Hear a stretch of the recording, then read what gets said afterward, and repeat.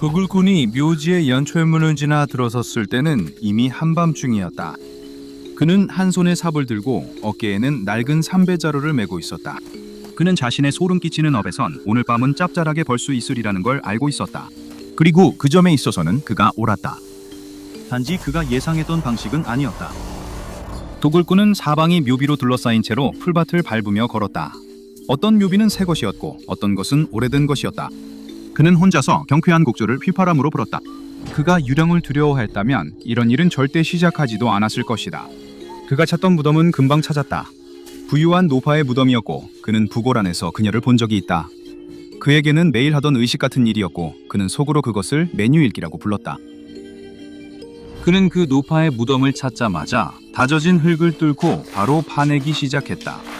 아무리 죽으면 가져갈 수 없다는 진부한 말을 들어도 그의 경험상 이런 사람들은 항상 뭔가를 가져가려고 했다. 그는 그녀에 관해서 값비싼 골동품 보석과 값을 매길 수 없는 갑오들이 있을 거라 확신했다. 물론 그가 그것들을 동네 전당포에 가져가 비니가 얼마를 쳐줄지 알아보기 전까지는 그랬다.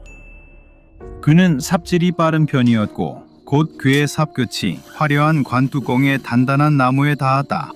아름답군. 그는 관뚜껑 위 흙을 치우고 허리띠에서 새지렛대를 꺼내 뚜껑을 느슨하게 했다. 예상대로 그는 관 안에서 우아한 드레스를 입은 부유한 노부인의 바싹 마른 시신을 발견했다. 하지만 그녀는 아무런 보석도 가지고 있지 않은 것 같았다. 손가락이나 귀에 반지도 없었고 목걸이도 화려한 브로치도 아무것도 없었다. 아무것도 일출초. 도굴꾼은 이 모든 일이 헛수고라고 생각하려던 찰나 노파의 꽉 쥔 주먹에서 반짝이는 무언가 은빛 섬광을 발견했다. 그는 아무런 부끄러움도 없이 노파가 사후경직으로 꽉 쥔 손을 억지로 벌려 은박지로 만들어진 듯한 직사각형 물체를 발견했다. 하지만 그 물건이 그의 손에 들어오는 순간 그는 그 열린 무덤에서 흔적도 없이 사라졌고 은박지 조각도 함께 사라졌다. 이보다 수세기 전 멀리 떨어진 어느 전장에서 한 바이킹 부족이 다른 부족과 전쟁을 벌이고 있었다. 한 바이킹 여성 전사가 한가운데에서 거대한 도끼를 휘두르며 근처에 있는 불운한 적들의 몸을 베고 있었다. 이 영혼들을 바랄라에 바치는 것이 그녀에게 얼마나 영광이었는지. 그녀는 모든 것이 끝날 때까지 적들을 찢고 베었고 적들의 시체 더미 위에서 자신의 와인 가죽 부대에 담긴 술로 승리를 축배할 수 있었다. 여전사는 압도적인 힘으로 적들을 하나씩 베어 넘겼다.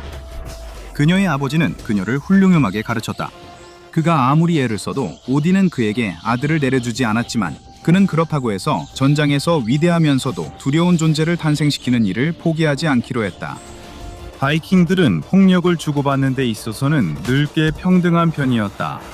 전투 중 여전사는 최대적 검은 이빨 하랄드를 발견했다. 그는 나쁜 국왕위생으로 그 이름이 붙었다. 하랄드 더 블랙투스는 평화 시기에 그녀 아버지를 비겁하게 머리 뒤에서 화살로 살해한 사람이었다. 너무 불명예스럽게 죽어 그녀의 아버지는 전설의 바랄라 연회장에 들어갈 수 없었다. 그녀는 그 일로 반드시 그에게 큰 대가를 치르게 할 것이다. 여전사는 하랄드에게로 곧장 달려들었다. 마치 그녀의 사랑하는 아버지를 죽인 그 화살처럼 곧고 정확하게. 그녀는 하랄드에게 맞서라며 포효하고 그가 돌아보자 그의 얼굴을 향해 도끼를 휘둘렀다.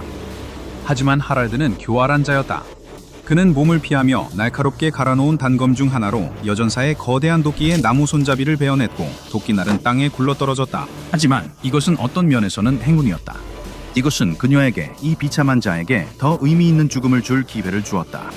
여전사는 뒤로 손을 뻗어 등에 칼집에 넣어 고정해 두었던 검을 뽑아들었다. 대대로 물려받은 가문의 검이었다. 그녀의 아버지의 것이었고 그전에는 할아버지의 것이었다.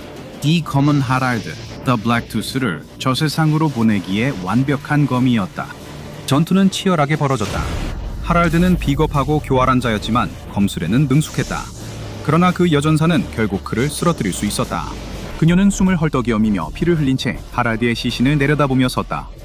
동료들이 남은 적들을 몰살하며 전투도 점차 끝나고 있었다. 그리고 순리자들의 주머니에는 전리품이 들어갔다. 전투 후 죽은 자를 약탈하지 않으면 바이킹의 정복이라 할 수 없지. 그리고 여전사가 쓰러진 적의 시신을 수색하던 중 그녀는 이상한 것을 발견했다. 빛나는 은색의 직사각형이었다. 그녀는 그것을 더 자세히 살펴보기 위해 집어들었고 그 순간 전장에서 사라져 다시는 모습을 드러내지 않았다. 이로부터 수백 년 후 안개 낀 런던 거리에는 괴물 같은 살인마가 나타났다. 그는 긴 검은 망토와 실크 해트를 쓰고 있었으며 완벽한 신사의 모습 아래 상상할 수 없는 어둠을 숨기고 있었다. 그는 거리를 쏜살같이 누빈다. 주변엔 건방진 잭을 조심하라는 경고가 많지만 그는 두려움 없이 다음 희생자를 노린다. 그는 경찰 몽타주를 볼 때마다 웃음을 참지 못한다. 전혀 닮지 않았다. 스코틀랜드 야드의 그 멍청이들이 증거를 뒤적거리며 허둥대는 동안 잭은 화이트채플의 젖은 자갈길을 춤추듯 가로지르며 자신의 검은 심장에 도사린 끔찍한 욕망을 채워줄 밤의 여인들을 찾아 헤맸다. 그는 길모퉁이에서 빨간 드레스에 수척한 얼굴과 슬픈 눈을 가진 여자를 금방 찾았다. 그녀의 모습은 그의 끔찍한 욕망을 자극했다. 그래, 오늘 밤은 바로 저 여자가 될 것이다. 그는 달콤한 말과 금화로 그녀를 유혹하며 이런 살인범이 돌아다니는 거리에서 그녀 같은 여자가 머무는 것은 위험하다고 말했다. 아마 그녀는 그의 아파트에서 하룻밤을 보낼 수도 있다. 어쨌든 거기가 여기보다 훨씬 따뜻했으니까. 물론 절박한 사람들은 설득이 많이 필요하지 않다. 그는 그녀를 외딴 아파트로 금방 데려갔다. 그가 코트에서 니켈 도금 리스턴 나이프를 꺼내는 걸 그녀가 봤을 땐 이미 도망치기엔 너무 늦었다. 그는 몇 시간 동안 그 칼로 그녀의 온 몸을 탐색했다. 충분히 값을 뽑았다고 느낀 후 다시 안개 낀 거리로 나가 그녀의 시신을 낮에 발견될 곳에 버렸다. 물론 그 살인들은 그를 흥분시켰지만 그는 거의 다음 날 아침 신문의 헤드라인을 보는 것에 더 큰 기대를 느꼈다. 모든 싸구려 공포문들은 그를 거의 초자연적인 괴물처럼 묘사했다. 날카롭게 벼린 칼날만큼 치명적이고 공중에 떠있는 얇은 안개처럼 잡을 수 없는 존재로 그렸다. 이 모든 것이 그를 매우 울줄하게 만들었다. 그는 밤이 되어 쉴 준비를 하고 있었다. 힘든 일을 마치고 나면 항상 팔이 피곤해졌기 때문이다. 그때 잭은 근처에서 바람에 펄럭이는 무언가를 발견했다. 무게가 없는 은빛의 이상한 조각이었다. 은박지 조각이었다. 참 이상하군. 그는 능숙하고 피로 얼룩진 손 중 하나를 뻗어 그것을 공중에서 낚아채 가까이에서 살펴보았다. 그리고 모든 황색 신문들과 싸구려 소설들이 뭐라고 했든 바로 그 순간이 잭 더 리퍼가 화이트채플 거리에서 진정으로 사라진 유일한 순간이었다. 현대에 들어와 해협을 건너 파리의 거리에서는 한거리 마임 연기자가 모자에 동전을 받으며 공연을 하고 있었다. 아마도 마임 예술이 실제로 존중받는 유일한 도시일 것이다. 어쨌든 이론적으로는 그렇다. 그는 이 새로운 세대가 이전 세대들만큼 마임 예술을 존중하지 않는다는 것을 알아차렸다. 그는 소셜미디어를 탓했지만 이에 대해 말한 적은 없을 것이다. 공공장소에서 그가 말하는 걸 들어본 적 없다. 사람들은 그가 순수한 신체 연기를 통해 보이지 않는 사다리를 오를 때 길모퉁이의 나병 환자처럼 그를 무시했다. 아마 그는 더 많은 액션이 필요했을지 모른다. 그는 전선에 있는 군인인 척하며 보이지 않는 돌격소총을 완벽하게 어깨에 메고 매번 사격할 때마다 실제 반동을 견디는 동작까지 더해 군사 자세를 취한 채 그 자리에서 맴돌았다. 곧 그가 정말 감정적으로 충격적인 순간이라고 생각한 바로 그때 그는 상상 속에서 목에 총을 맞았다. 그는 파리 거리 위에 쓰러져 피 한 방울 없이 죽어가는 몸부림을 흉내냈다. 그 강렬함에 그의 베레모가 거의 벗겨질 뻔했다. 그런데도 얼굴 없는 수많은 통군자들과 관광객들의 동정심은 전혀 움직이지 않는 듯했다. 그의 인생 전체, 마르셀 마르소에 대한 우상화, 네콜 인터내셔널 드 테아트르, 자크 르콕에서의 수련 시간, 이 모든 것이 헛된 일이었을까? 아마 흰색 분장이 번지지 않았다면 그는 울었을 것이다. 희망이 완전히 사라진 순간 한 인물이 그의 곁을 스쳐갔다. 너무 빨라 마임은 그를 제대로 볼 수 없었다. 하지만 마임이 확실히 본 것은 팁을 받으려 내놓은 모자에 은빛 종이 조각과 천천히 떨어지는 장면뿐이었다. 어쩌면 어떤 종류의 초대장이나 티켓일지도 몰랐다. 전문 마임에게서만 기대할 수 있는 숙련된 신체적 연기로 그는 장갑 낀 손으로 모자 안에 손을 넣어 티켓을 집어들었다. 그러자 그는 파리 거리에서 사라져버렸고 안타깝게도 아무도 그의 부재를 알아채지 못했다. 워싱턴 DC 1960년대 중반 냉전의 편집중이 극에 달하던 시기였다. 모두가 언제든 침공이나 핵 참화가 일어날 것이라며 신경이 곤두서 있는 듯하다. 단 한 명의 DC 정치인을 제외하고는 모두 그랬다. 그는 값비싼 호텔방으로 넥타이를 잡힌 채 이끌려가고 있었는데 그를 이끄는 사람은 칵테일 드레스를 입은 아름다운 금발 여성으로 유혹적인 눈빛을 보내고 있었다. 그는 지금까지 믿을 수 없을 만큼 멋진 밤을 보냈지만 어쩐지 이제 더 좋아질 것 같은 예감이 든다. 바에서 아름다운 낯선 여성과 신나게 놀며 마티니를 마셔 비틀거렸지만 그는 아직 정신이 남아 잘 해낼 수 있기를 바랐다. 그는 그 아름다운 낯선 여성이 몰래 먹인 약이 이미 효과를 내기 시작한 걸 몰랐다. 그녀는 그에게서 원하는 것을 얻을 것이며 그 일에 양심은 필요하지 않았다. 1시간 후 정치인은 호화로운 호텔 침대에 정신을 잃고 쓰러져 있고 아름다운 낯선 여성은 근처 책상에 앉아 무전기로 러시아어로 말하고 있다. 그녀는 정보기관에서 스왈로라고 부르는 존재였다. 표준적인 침투나 폭력 대신 유혹이라는 은밀한 무기를 사용해 주요 표적으로부터 정보를 얻어내는 여성 스파이였다. 궁금하다면 남성 카사노바에 해당하는 스파이는 레이븐이라 불린다. 그 정치인은 바에서 유난히 말이 많았다. 술을 더 마실수록 자신이 일하고 있는 군사 소위원회에 관한 비밀을 더 많이 흘리는 것 같았다. 참 후하군. 그 스왈로는 이 중요한 정보를 자신의 담당자에게 전달하면서 신사동반자의 경솔한 입놀림이 많은 미국 함선을 침몰시킬 것이라는 사실에 미소를 짓지 않을 수 없었다. 말할 필요도 없이 담당자는 전달받은 정보에 만족했지만 그녀가 중요한 미국 정치 자산을 기절시킨 상태였으니 추가로 얻을 수 있는 것이 있는지 확인해 보라고 했다. 그녀는 두 번 들을 필요도 없었다. 그 스왈로는 정치인의 옷을 뒤지기 시작했다. 쪽지, 메모, 열쇠나 카드키 등 조국의 목표를 달성하는 데 도움이 될 만한 어떤 것이든 찾으려고 했다. 안타깝게도 그의 몸에는 특별한 게 없어 보였다. 하지만 그녀는 그의 코트 안주머니에서 은색으로 빛나는 무언가를 발견했다. 아마 그것이 쓸모 있을지도 몰랐다. 그녀는 손을 뻗어 그것을 꺼냈고 그 순간 호텔 방에서 사라졌다. 정치인은 아침에 깨어나서 무슨 일이 일어났는지 전혀 알지 못할 것이다. 자신에게 무슨 일이 일어나는지 가장 잘 아는 사람은 조이 더 마우스였다. 그는 뉴저지 마피아의 하찮은 해결사였고 이름처럼 FBI에 정보를 넘긴 밀고자였다. 이제 그는 예전 친구이자 보스였던 빅토니의 요트 뒤편에 있었고 빅토니는 부하들을 거느린 채 조이에게 근로 권총을 겨누고 있었다. 지금쯤 그는 증인보호 프로그램 제안을 거절한 것을 크게 후회하고 있었다. 갱스터의 삶은 정말로 포기하기 힘들었다.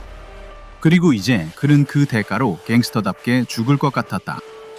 빅토니는 그 쥐새끼의 변명을 듣고 싶지 않았다. 그는 이 작은 놈에게 수년 동안 속고 기만당했다. 자기 사람으로 받아들였지만 그놈은 뒤로는 연방 요원들에게 그를 팔아넘기고 있었다. 그것은 침묵의 규율을 역겹게 어긴 것이었고 그런 배신에 대한 유일한 처벌은 죽음뿐이었다. 조일은 아직도 자신이 이 상황에서 벗어날 수 있을 거라는 희망을 품고 빅토니에게 이성적으로 설득하려 했지만 토니와 그의 부하들에게 뜨거운 납탄 세례로 답을 받았다. 쥐새끼의 시신은 다시 바다로 쓰러져 파도 아래로 가라앉았고 그의 주위 바닷말은 붉게 물들었다. 조직에 또 다른 누수가 막혔다. 한때 가장 친한 친구라고 불렀던 남자를 처형하는 것이 빅토니에게는 언제나 은밀한 고통이었지만 말이다. 도둑들 사이에는 명예가 없다. 빅토니가 부하들에게 요트를 뉴저지에서 가장 가까운 항구로 돌리라고 명령하려던 바로 그때 그는 햇빛에 반짝이며 자신 쪽으로 떨어지는 무언가를 발견했다. 본능적으로 평생 원하는 것은 뭐든지 손에 넣었던 남자답게 그는 손을 뻗어 그것을 움켜잡았다. 그러자 그의 어리둥절한 부하들 앞에서 요트에서 사라지고 말았다. 하지만 깜짝 놀라기를 겪게 될 총잡이는 그 갱스터들만이 아니었다. 150년 전 두 명의 카우보이 총잡이들이 이 작은 마을이 둘이 함께 있기엔 너무 좁다는 것을 증명하려 하고 있었다. 그들은 스네이크바이트 살룬 밖에서 리볼버 손잡이 위로 손을 맴돌리며 서 있었다. 이 불안은 수년간 점점 고조되어 왔고 속으로는 모두가 결국 이렇게 끝날 수밖에 없다는 것을 알고 있었다. 그들은 서로 다른 갱단과 어울리며 소를 훔치고 역마차와 나중에는 기차까지 털었다. 도박판에서는 서로에게 돈을 잃기도 했다. 그들은 사랑에서도 경쟁하며 같은 여자 때문에 다투기도 했다. 총잡이 싸움에서는 서로의 친구를 죽이기까지 했다. 이제 이 오랜 피의 원한을 끝내려면 둘 중 한 명의 피가 흘러야 했다. 하지만 그 피는 누구의 것이 될까? 누가 서부에서 가장 빠른 사나이임을 증명할 것인가? 결정적인 순간 두 카우보이가 서로의 눈을 바라보며 무기를 꺼냈다. 벌새만이 그 미세한 움직임을 볼 수 있었을 것이다. 둘 다 총집에서 총을 뽑았지만 두 자루 중 오직 한 자루만 발사되었다. 한 카우보이가 심장에 총상을 입고 쓰러졌다. 피가 셔츠를 타고 흘러내렸고 그는 땅에 쓰러지며 어둠에 잠겼다. 살아남은 카우보이는 다가가서 죽은 이의 부추 위로 먼지를 걷어찼다. 이것은 오래된 카우보이 결투 의식으로 죽은 총잡이의 영혼이 천국으로 갈 수 있도록 존경을 표하는 행위였다.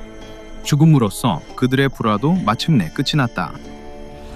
하지만 카우보이는 죽은 적의 왼쪽 부츠에서 이상한 점을 발견했다. 뭔가가 굽에서 튀어나와 있는 것 같았다. 은빛으로 반짝이는 포일 조각이었다. 호기심이 앞선 그는 몸을 숙여 그것을 집으려 했고 그와 동시에 그는 순식간에 사라졌다. 시간과 공간 밖 어딘가의 공허에서 7명의 사람이 갑자기 나타났다.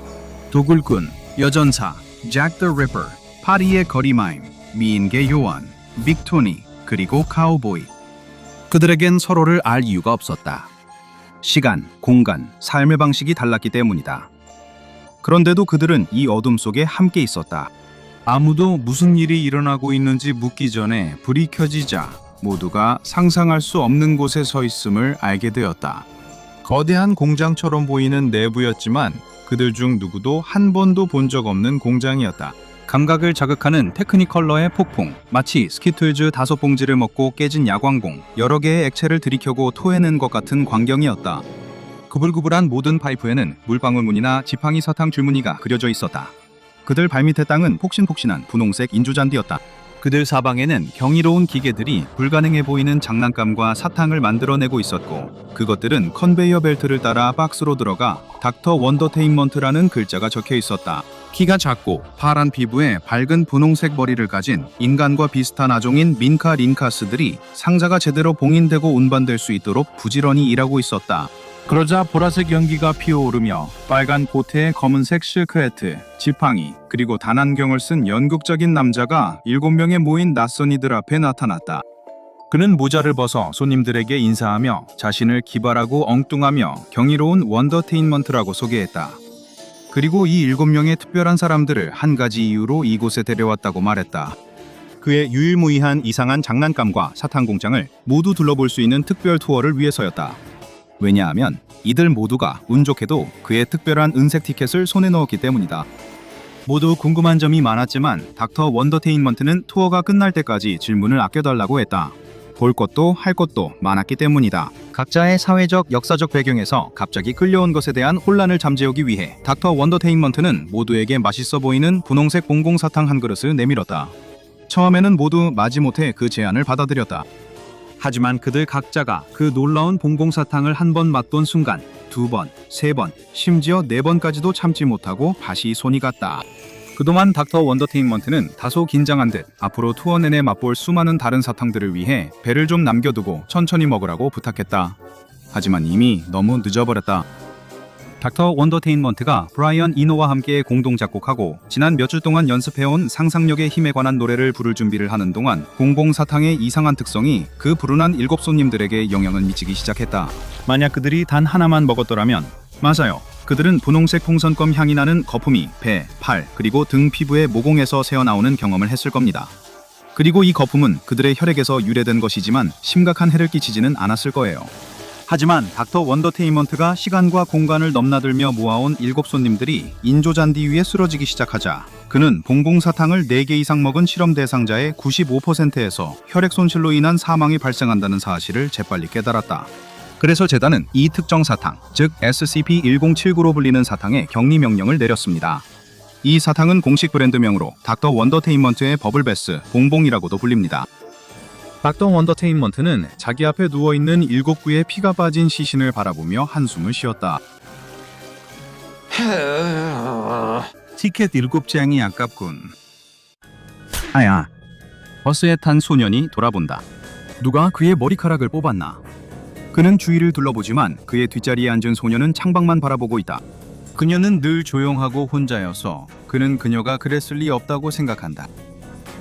소녀는 자신이 상상한 것인지 궁금해하며 다시 앞으로 돌아선다.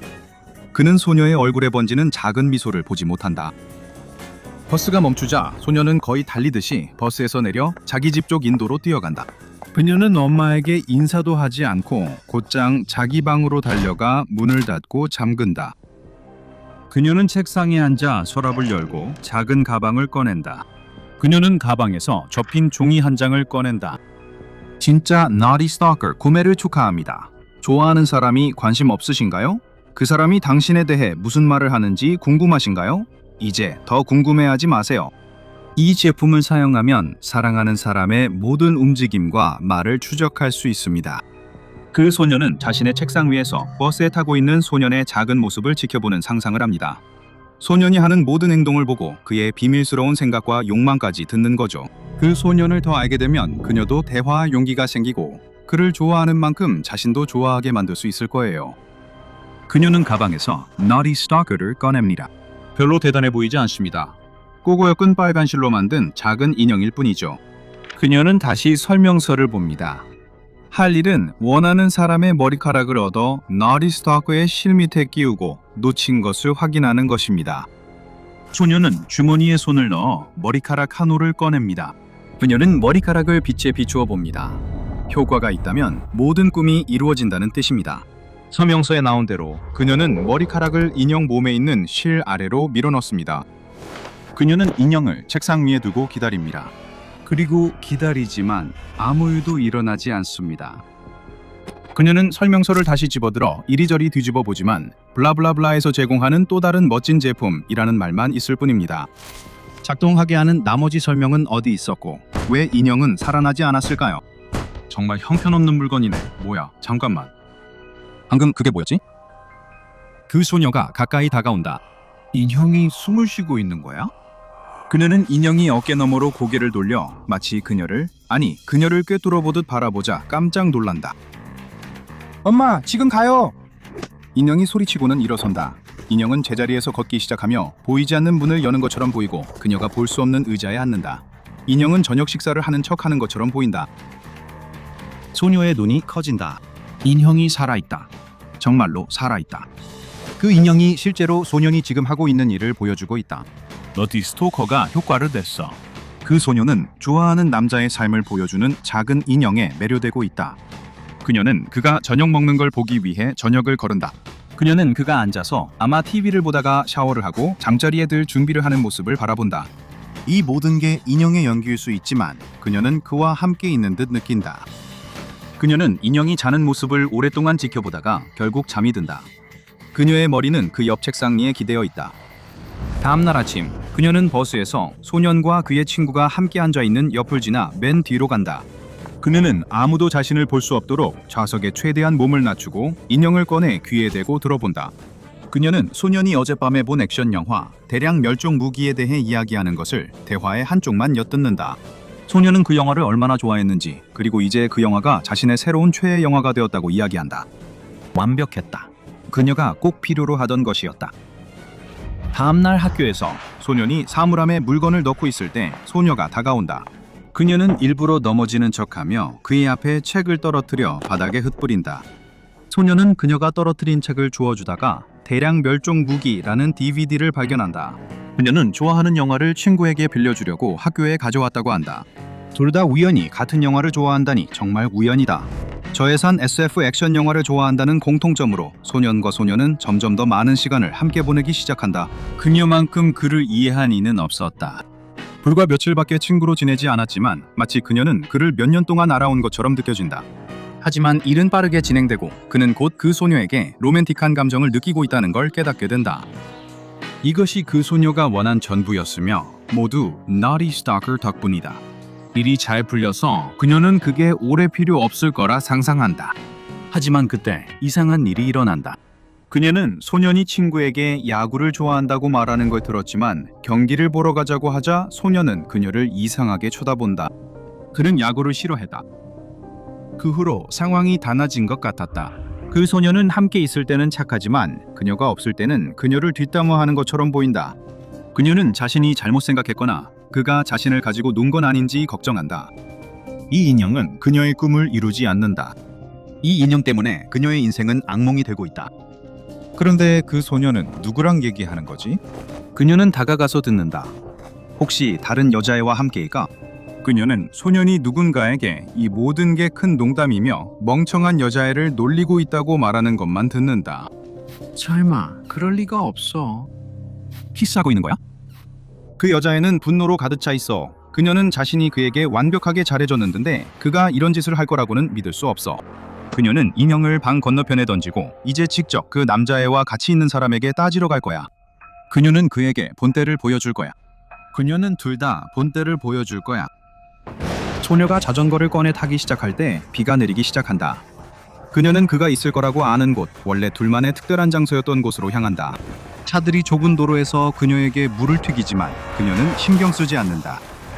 마침내 그녀는 며칠 전 그가 데려갔던 소풍 장소에 도착하고 근처에 주차된 차 한 대를 본다. 그 차는 분명히 그 유혹녀의 것일 것이다. 그 소녀는 차를 노려본다. 그녀는 이가 부러질 것처럼 이를 악문다. 그녀는 주먹을 너무 세게 쥐고 있어서 손바닥을 타고 흐르는 것이 빗물인지 손톱이 파고들어 생긴 피인지 구분할 수 없다. 하지만 그녀는 신경 쓰지 않는다. 두 사람 모두에게 누군가의 마음을 짓밟으면 어떻게 되는지 보여줄 것이다.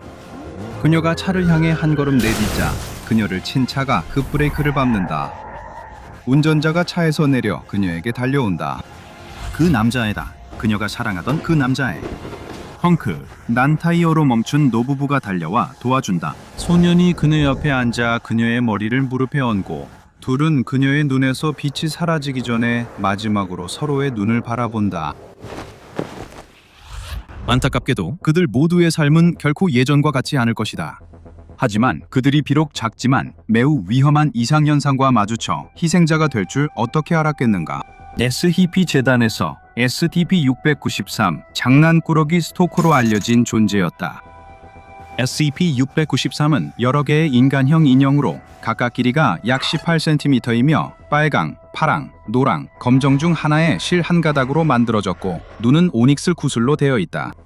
이 인형 옷은 색상과 스타일이 다양하지만 인형 특성과는 관련 없어 보인다. 이 실 인형은 소유자가 항상 SCP-693과 함께 제공되는 설명서에 적힌 절차를 따르기 전까지는 예상한 대로만 행동하며 아무런 이상 현상도 보이지 않는다. 설명서에는 소유자가 장난꾸러기 스토커를 획득한 것을 축하한다는 내용과 함께 사용 방법이 안내되어 있다. 다른 사람의 머리카락 한 가닥을 인형의 실고리에 끼우면 그 순간 인형이 그 사람에게 동조하게 된다고 설명한다. 이후 인형은 생명을 얻은 듯 움직이며 머리카락 주인의 행동과 말을 실시간으로 따라한다. 인형은 동조된 사람을 9날 동안 완벽하게 흉내내지만 그 이후에는 신뢰할 수 없게 된다. SCP-693 이 말과 행동을 바꾸기 시작하는 정확한 방식은 인형의 바탕이 되는 끈 색깔에 따라 다르지만 모든 경우에서 그 최종 목표는 인형의 현재 소유자를 죽음으로 몰아넣는 것이다. SCP-693은는 소유자에게 부정확한 정보를 제공함으로써 이를 실행한다. 빨간 끈 인형은 소유자를 점점 폭력적이고 분노하게 만든다. 파란 끈 인형은 소유자를 우울하게 하고 자해로 이끈다. 노란색 인형은 소유자가 원치 않는 성적 행위를 시도하게 만들고 검은색 인형은 소유자가 위험한 활동에 참여하거나 위험한 상황에 처하도록 부추긴다. 흥미롭게도 SCP-693은 살아있는 사람뿐만 아니라 이미 사망한 사람에게도 동조한다. 죽은 이의 머리카락이 끈 고리에 끼워지면 장난꾸러기 스토커 인형도 살아있는 사람의 머리카락을 썼을 때처럼 생명을 얻는다. 하지만 인형이 그 사람의 말과 행동을 따라하는 대신 동조된 인형은 자신이 죽은 사람이라고 주장하며 소유자에게 영적 안내자가 되어주겠다고 제안한다. 하지만 살아있는 사람의 경우와 마찬가지로 9일이 지나면 SCP-693은 신뢰할 수 없게 되며 소유자를 죽음에 이르게 하는 길로 이끌려고 시도한다. SCP-693 개체가 소유자의 죽음을 성공적으로 유발하면 새로운 인형 개체가 나타나 소유자의 시신에서 발견된다. 이 인형들 중 여러 개가 Naughty Stalker 피해자들에게서 회수되었으며 현재 재단은 빨간색 개체 7개, 파란색 개체 10개, 노란색 개체 5개, 검은색 개체 1개를 보유하고 있다. 재단이 확보한 모든 SCP-693 개체는 원래 안전등급으로 분류되어 격리보관함 12CK에 보관되었으나 사건 693E 이후 해당 분류가 재검토되었다. 이 사건 동안 한 연구원이 Naughty Stalker 인형을 격리보관함에 다시 넣었으나 재단의 규정을 어기고 인형에 넣어두었던 머리카락을 제거하는 것을 깜빡하는 실수를 저질렀다. 보관함이 다시 열렸을 때 인형들이 모두 이동한 것이 확인됐다. 인형들은 아직 동조된 인형을 중심으로 원을 이루었고 그 인형은 보관함 벽에 거꾸로 십자가에 못 박혀 있었다. 인형들이 못을 어디서 구했는지는 모른다. 이 사건 이후 보관함 안에 카메라가 설치되었고 그 결과는 놀랍다는 말로는 부족했다. SCP-693 개체들은 동조되지 않았을 때조차도 관찰받지 않을 때 생명을 얻는 것으로 밝혀졌다. 아직까지 이들이 서로에게 폭력적인 행동을 하는 모습은 관찰되지 않았지만 카메라는 naughty stalker들이 마지막 소유자의 삶의 마지막 30분을 반복해서 재현하는 모습을 포착했다. 이 새로운 정보에 따라 모든 naughty stalker 인형들은 격리 보관함 내에서 각각 25, 25, 25cm 크기의 강철 용기로 옮겨졌으며 이들의 등급은 유클리드로 상향 조정되었다. SCP-693은 재단이 실제로 그 기원이 어디인지 꽤 잘 알고 있는 드문 변칙 개체 중 하나이며 발견하는 것도 매우 쉬웠다. 만약 속임수가 아니라면 SCP-693 각 개체와 함께 나타나는 지침들은 그것들의 출처를 꽤 명확히 설명한다. 소유자에게 인형을 획득한 것을 축하하고 인형이 어떻게 작동하는지 설명한 후 지침은 이 naughty stalker가 공장에서 여러분께 선사하는 또 하나의 멋진 제품임을 칭송하며 마무리된다. 모르는 사람들을 위해 말하자면 공장은 재단과 오랜 인연이 있는 곳이지만 그에 대한 자세한 내용은 다른 파일을 살펴볼 때 다루게 될 것이다. 지금 알아야 할 것은 공장이 엄청난 양의 변칙 개체들을 만들어낸다는 것이고 SCP-693도 그중 하나로 보인다는 점이다. 이 인형들이 첩보독으로 만들어졌다는 이론도 있지만 왜 그들의 주된 목적이 소유자를 죽음으로 몰아넣는 것처럼 보이는지는 솔직히 말해 우리가 알지 못한다. D계급 인원은 주위에 어둠만이 가득한 텅 빈 식료품점의 복도를 달린다. 그는 문을 찾으며 계속해서 모퉁이를 돈다. 하지만 끝없이 이어지는 진열대와 텅 빈 벽들만 있을 뿐이다. 갈 곳도 도망칠 곳도 없다. 그의 뒤에서 부드럽고 축축한 꿀꺽거리는 소리가 들린다. 그는 공포에 질려 눈을 크게 뜨고 돌아서지만 무언가가 그를 아래층으로 끌어내리며 그의 비명을 삼켜버린다. 하루가 저물어 가고 해가 지평선 너머로 저물면서 작은 마을의 가족들은 저녁 식사 후 설거지를 하며 더러워진 그릇을 싱크대에 놓고 저녁을 마무리할 준비를 한다. 이 마을에서 드물게 사무직에 종사하는 몇몇 사람들에게는 근무 시간이 오후 5시에 끝나고 이제 아침이 되어 새로운 하루가 시작될 때까지 오직 휴식만이 그들을 기다리고 있다. 하지만 지역의 인력이 턱없이 부족한 식료품점에서 야간 근무를 하는 직원들에게는 하루가 아직 끝나지 않았다. 밤 10시에 문을 닫고 그 다음에는 청소와 밤새 가게를 잠그는 일이 남아있다. 그리고 마침내 다행히도 퇴근할 수 있다. 직원 중 한 명인 젊은 여성은 무거운 눈꺼풀을 억지로 뜨고 시계를 바라본다. 그녀는 이 추가 근무를 맡지 말았어야 했다. 오늘 2번 연속 근무를 하는 건 너무 무리였다. 그녀는 피로가 서서히 밀려오는 것을 느끼며 근무 중에 잠드는 실수를 저지를까 두려워하고 있다. 이제 거의 8시다. 몇 시간만 더 버티면 된다. 그녀는 해낼 수 있다. 평소엔 동료들과 잡담했지만 오늘은 여러 명이 병가로 출근하지 않았다. 지금은 그녀와 계산원만 남아있고 계산원은 15분보다 훨씬 오래 쉬고 있다. 그래서 사실상 그녀 혼자만 남아있는 셈이다. 그녀는 땅콩버터 병을 진열하면서 시간을 보내고 초가 흐르는 것을 지켜본다. 또 하루의 근무 시간이 더 흘러간다. 이른바 여름방학도 또 흘러간다. 하지만 일하는 매 시간마다 은행에 돈이 더 쌓이고 여행 자금도 늘어난다. 그 돈이 이 도시를 벗어나 진짜로 자신을 행복하게 해줄 무언가로 그녀를 이끌어줄 것이다. 그녀는 그저 충분히 저축해야 하고 이 단조로운 날들과 늘 되풀이되는 똑같은 얼굴들을 조금만 더 견뎌내야 한다. 그러면 이 모든 게 다 보람 있을 것이다. 그녀는 10년 넘게 일한 나이 많은 동료들이 자신에 대해 같은 말을 했다는 걸 떠올리지 않으려 한다. 그들 모두 1년이나 2년 안에 여기서 나갈 거라고 생각했지만 그렇지 않았다.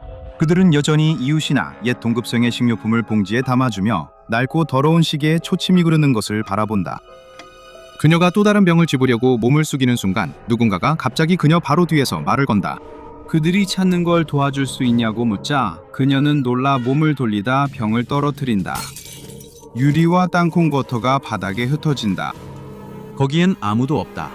그녀는 착각한 거라고 생각한다. 하지만 그녀가 돌아서자 다시 그 소리가 난다. 이번엔 더 빨리 움직여 현장에서 그들을 잡길 바란다. 그 목소리에는 뭔가 익숙한 느낌이 있다. 혹시 또 다른 동료가 들어온 걸까? 아니, 그 목소리는 동료가 아니다. 갑자기 그 목소리가 다시 들리며 종이봉투로 할지 비닐봉투로 할지 묻자 그녀의 속이 철렁 내려앉는다. 이제 그녀는 알았다. 그 목소리는 바로 자신의 목소리였다. 그게 다야. 그녀는 지금 정말 너무 지쳐서 더 이상 일할 수 없어. 가게에 손님이 없으니 그녀는 휴게실로 가서 정신을 좀 가다듬으려고 해. 그녀가 그곳으로 걸어가다 문을 찾지 못한다는 걸 깨달아. 휴게실 문은 있는데 출구는 어디 있지? 그녀가 매일 출근 전 지나가는 그 문 말이야. 근무가 끝나면 그녀가 거의 달려가듯 향하는 그 문들, 자유와 집으로 이어지는 문들, 그리고 자신을 끝없는 의미 없는 일의 연속이 아닌 한 사람으로 기억할 수 있게 해주는 그 문들 말이야. 어쩐지 그 문이 사라졌다. 아니야, 그럴 리가 없어. 문이 그냥 사라질 리가 없잖아. 그녀가 길을 잃고 문이 어디 있는지 헷갈린 거야. 그녀는 단호히 가게 안을 서성이며 문을 찾는다. 하지만 그녀는 찾을 수 없다. 문이 사라진 것 같다. 이마에 땀이 맺히기 시작하고 그녀는 손을 떨며 계속해서 자신의 발자취를 되짚는다. 이 가게는 그렇게 크지 않다. 그녀가 길을 잃을 리 없다. 이건 그녀의 최악의 악몽이 현실이 된 것이다. 그녀는 집에 갈 수도 없고 퇴근할 수도 없다. 그녀는 영원히 일터에 있게 될 것이다. 그녀는 입이 마르고 삼키기와 숨쉬기가 점점 더 힘들어진다. 호흡은 얕아지고 공포에 휩싸인다. 도저히 벗어날 수 없지만 그녀는 이게 끝이며 다시는 집에 돌아갈 수 없음을 직감한다. 동시에 그녀는 이곳에서 최대한 빨리 벗어나고 싶다는 강한 열망을 느낀다. 그렇지 않으면 그녀는 여기서 죽을 수 있다. 그리고 그녀는 이 마을에서 절대 죽지 않겠다고 다짐했다. 그녀가 통로를 지나갈 때 그녀는 희미한 속삭임을 들을 수 있다. 마치 사람들이 바로 시야 밖에서 모여서 그녀에 대해 너무 낮은 목소리로 이야기하는 것처럼 무슨 말을 하는지 알아들을 수 없을 정도로 조용하게 말하고 있다. 몇 개 건너편 통로에서 그녀는 날카로운 비명을 듣는다. 여기 그녀와 함께 갇힌 다른 사람이 있는 걸까? 그녀는 소리를 따라 3번 통로로 가지만 통로 안쪽을 들여다보았을 때 아무도 없다. 적어도 처음엔 아무도 없었다. 그녀가 바닥을 내려다보기 전까지는. 거기 누렇게 변색된 타일 위에 창백하고 반투명한 손이 바닥에서 튀어나와 있다. 손 주위의 타일은 조약돌이 떨어진 고요한 물처럼 반짝이며 일렁인다. 그 손은 점점 더 높이 뻗어 올라가며 그녀를 향해 뻗는다. 그 손은 그녀가 잡길 바라지만 그녀는 그 생각에 메스꺼워진다. 저 손은 인간의 것이 아닐 거야.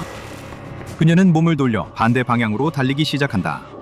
귓속에서 피가 몰아치는 소리가 들리고 혀 뒤쪽에 쇠맛이 느껴질 때까지 멈추지 않는다. 맥박이 느려지고 심장이 천천히 뛰면 다른 소리가 들려와 다시 심장이 요동친다. 길고 느린 끌리는 소리였다. 누군가 무거운 것을 바닥에 끄는 듯했다. 쿵 부딪힌 후 끌리는 소리가 이어지고 축축하며 힘겨운 소리도 난다. 배수구에서 물이 끓어오고 누군가 숨 쉬려 애쓰는 소리가 섞인 듯하다.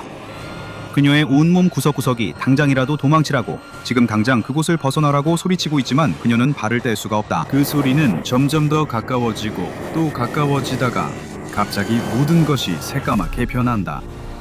지금 그 식료품점 앞을 지나던 사람이라면 비명 소리가 축축한 꺽꺽거림과 함께 갑자기 멈추는 걸 들었을 것이다.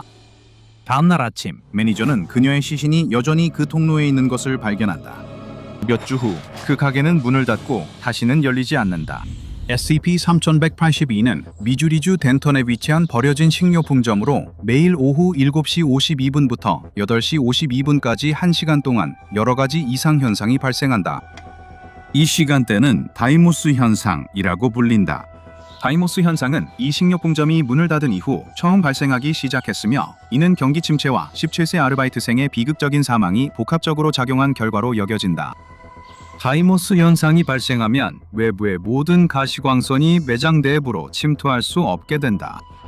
현상 발생 시 내부에 있는 사람들은 모든 출입구가 사라졌다고 주장하며 누구도 들어오거나 나갈 수 없게 된다. 다이모스 현상 동안 SCP-3182를 촬영한 영상 기록에 따르면 실제로 문은 사라지지 않는 것으로 나타난다. 이는 SCP-3182가 환경 자체가 아니라 영향을 받은 사람들의 인식과 정신 상태에 영향을 미친다는 것을 의미한다. 앞서 언급한 이상 현상들 중 일부에는 갑작스럽고 설명할 수 없는 극심한 불안감이나 슬픔, 미주리주 덴턴 마을에 대한 심한 원한 감정, SCP-3182의 이전 손님들의 기억이 갑자기 떠오르는 현상 등이 포함된다. 다가오는 위험에 대한 감각과 이를 막거나 피하려는 충동이 있다. 그리고 이 지역을 떠나고자 하는 극심한 욕구가 있지만 실제로는 그렇게 할 수 없다.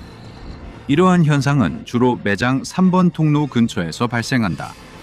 감정적이고 심리적인 현상 외에도 몸이 없는 신음소리와 비명, 인간 형태의 유령이 나타나는 것, 그리고 무거운 무언가가 바닥을 끄는 소리가 들렸다는 보고도 있다. SCP-3182와 그 다이모스 현상에 대해 더 깊이 이해하기 위해 연구원 그라디언 박사가 현장 실험 1년을 감독했다. 첫 번째 실험에는 D계급 132449가 선정되었으며 그는 SCP-3182의 이전 휴게실에 배치되어 다이모스 현상이 지속되는 동안 그곳에 머물도록 지시받았다. 그는 그라디언 박사와의 양방향 소통을 위해 카메라와 이어피스를 착용했다. 처음에 D계급 132449는 의자에 1시간 동안 앉아있기만 하면 된다는 사실에 안도감을 표하며 태도도 평범하고 심지어는 쾌활했다. 하지만 7분 32초가 지나자 그는 전혀 다르게 느끼기 시작했다. D계급은 불안해하며 나 빨리 집에 가야 해 라고 말했다가 곧바로 자신을 정정하며 실험이 끝나면 자신의 감방으로 돌아가야 한다고 말했다. 22분 19초가 지나자 D132449는 점점 더 불안해졌고 그라디안 박사에게 이상한 소리가 들리냐고 물었다. 그 소음은 영상에서는 감지되지 않았지만 D132449는 분명히 무언가가 들린다고 주장하며 근처 탁자 위에 있는 고장난 전자레인지에서 소리가 난다고 했다. 이렇게 가까이 다가가자 영상에서도 소리가 잡혔는데 닫힌 전자레인지 안에서 부드럽게 꼬르륵거리는 소리였다. 닥터 그라디안은 D계급 인원에게 전자레인지와 상호작용하지 말고 자리로 돌아가라고 권고했다. 그 남자는 거부하며 전자레인지에서 무슨 일이 일어나는지 알아야 한다고 주장했다. 꿀꺽거리는 소리가 점점 커지자 닥터 그라디안은 D계급 인원에게 전자레인지를 절대 열지 말라고 더욱 강하게 강조했다. 하지만 그는 듣지 않았다. 그는 전자레인지를 열었고 영상은 검은 화면으로 전환되었다. D132449의 유해는 나중에 SCP-3182의 배관 시스템 곳곳에서 발견되었다. 휴게실 전자레인지를 점검한 결과 내부에서 끈적거리는 검은 액체가 발견되었고 이 액체는 추출되어 인근 재단 기지로 옮겨졌다. 이 액체의 성분을 분석한 결과 미주리주 덴턴 마을의 과거와 현재 주민 수백 명과 유전적으로 동일하다는 결론이 내려졌다. 다음 실험에서 D342,089는 다이모스 현상 중에 3번 통로를 조사하라는 지시를 받았다. 하지만 먼저 그는 휴게실에서 시작했다. 실험 시작 전 닥터 그라디안은 그 남자에게 꼴깍거리는 소리의 근원을 쫓지 말라고 강하게 권고했다.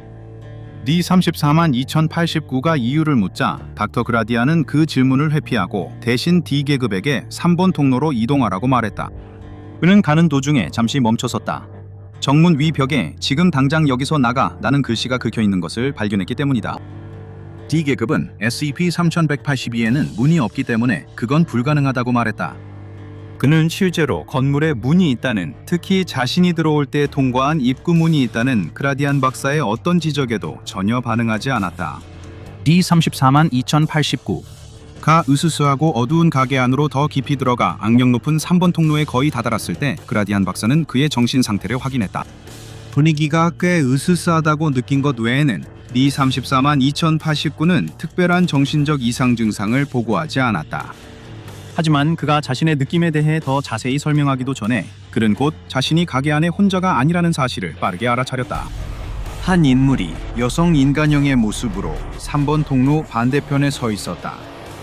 그녀는 단순한 셔츠와 나팔 바지를 입고 있었고 누군가가 그녀를 빠르게 본다면 평범한 소녀로 보일 수도 있었다.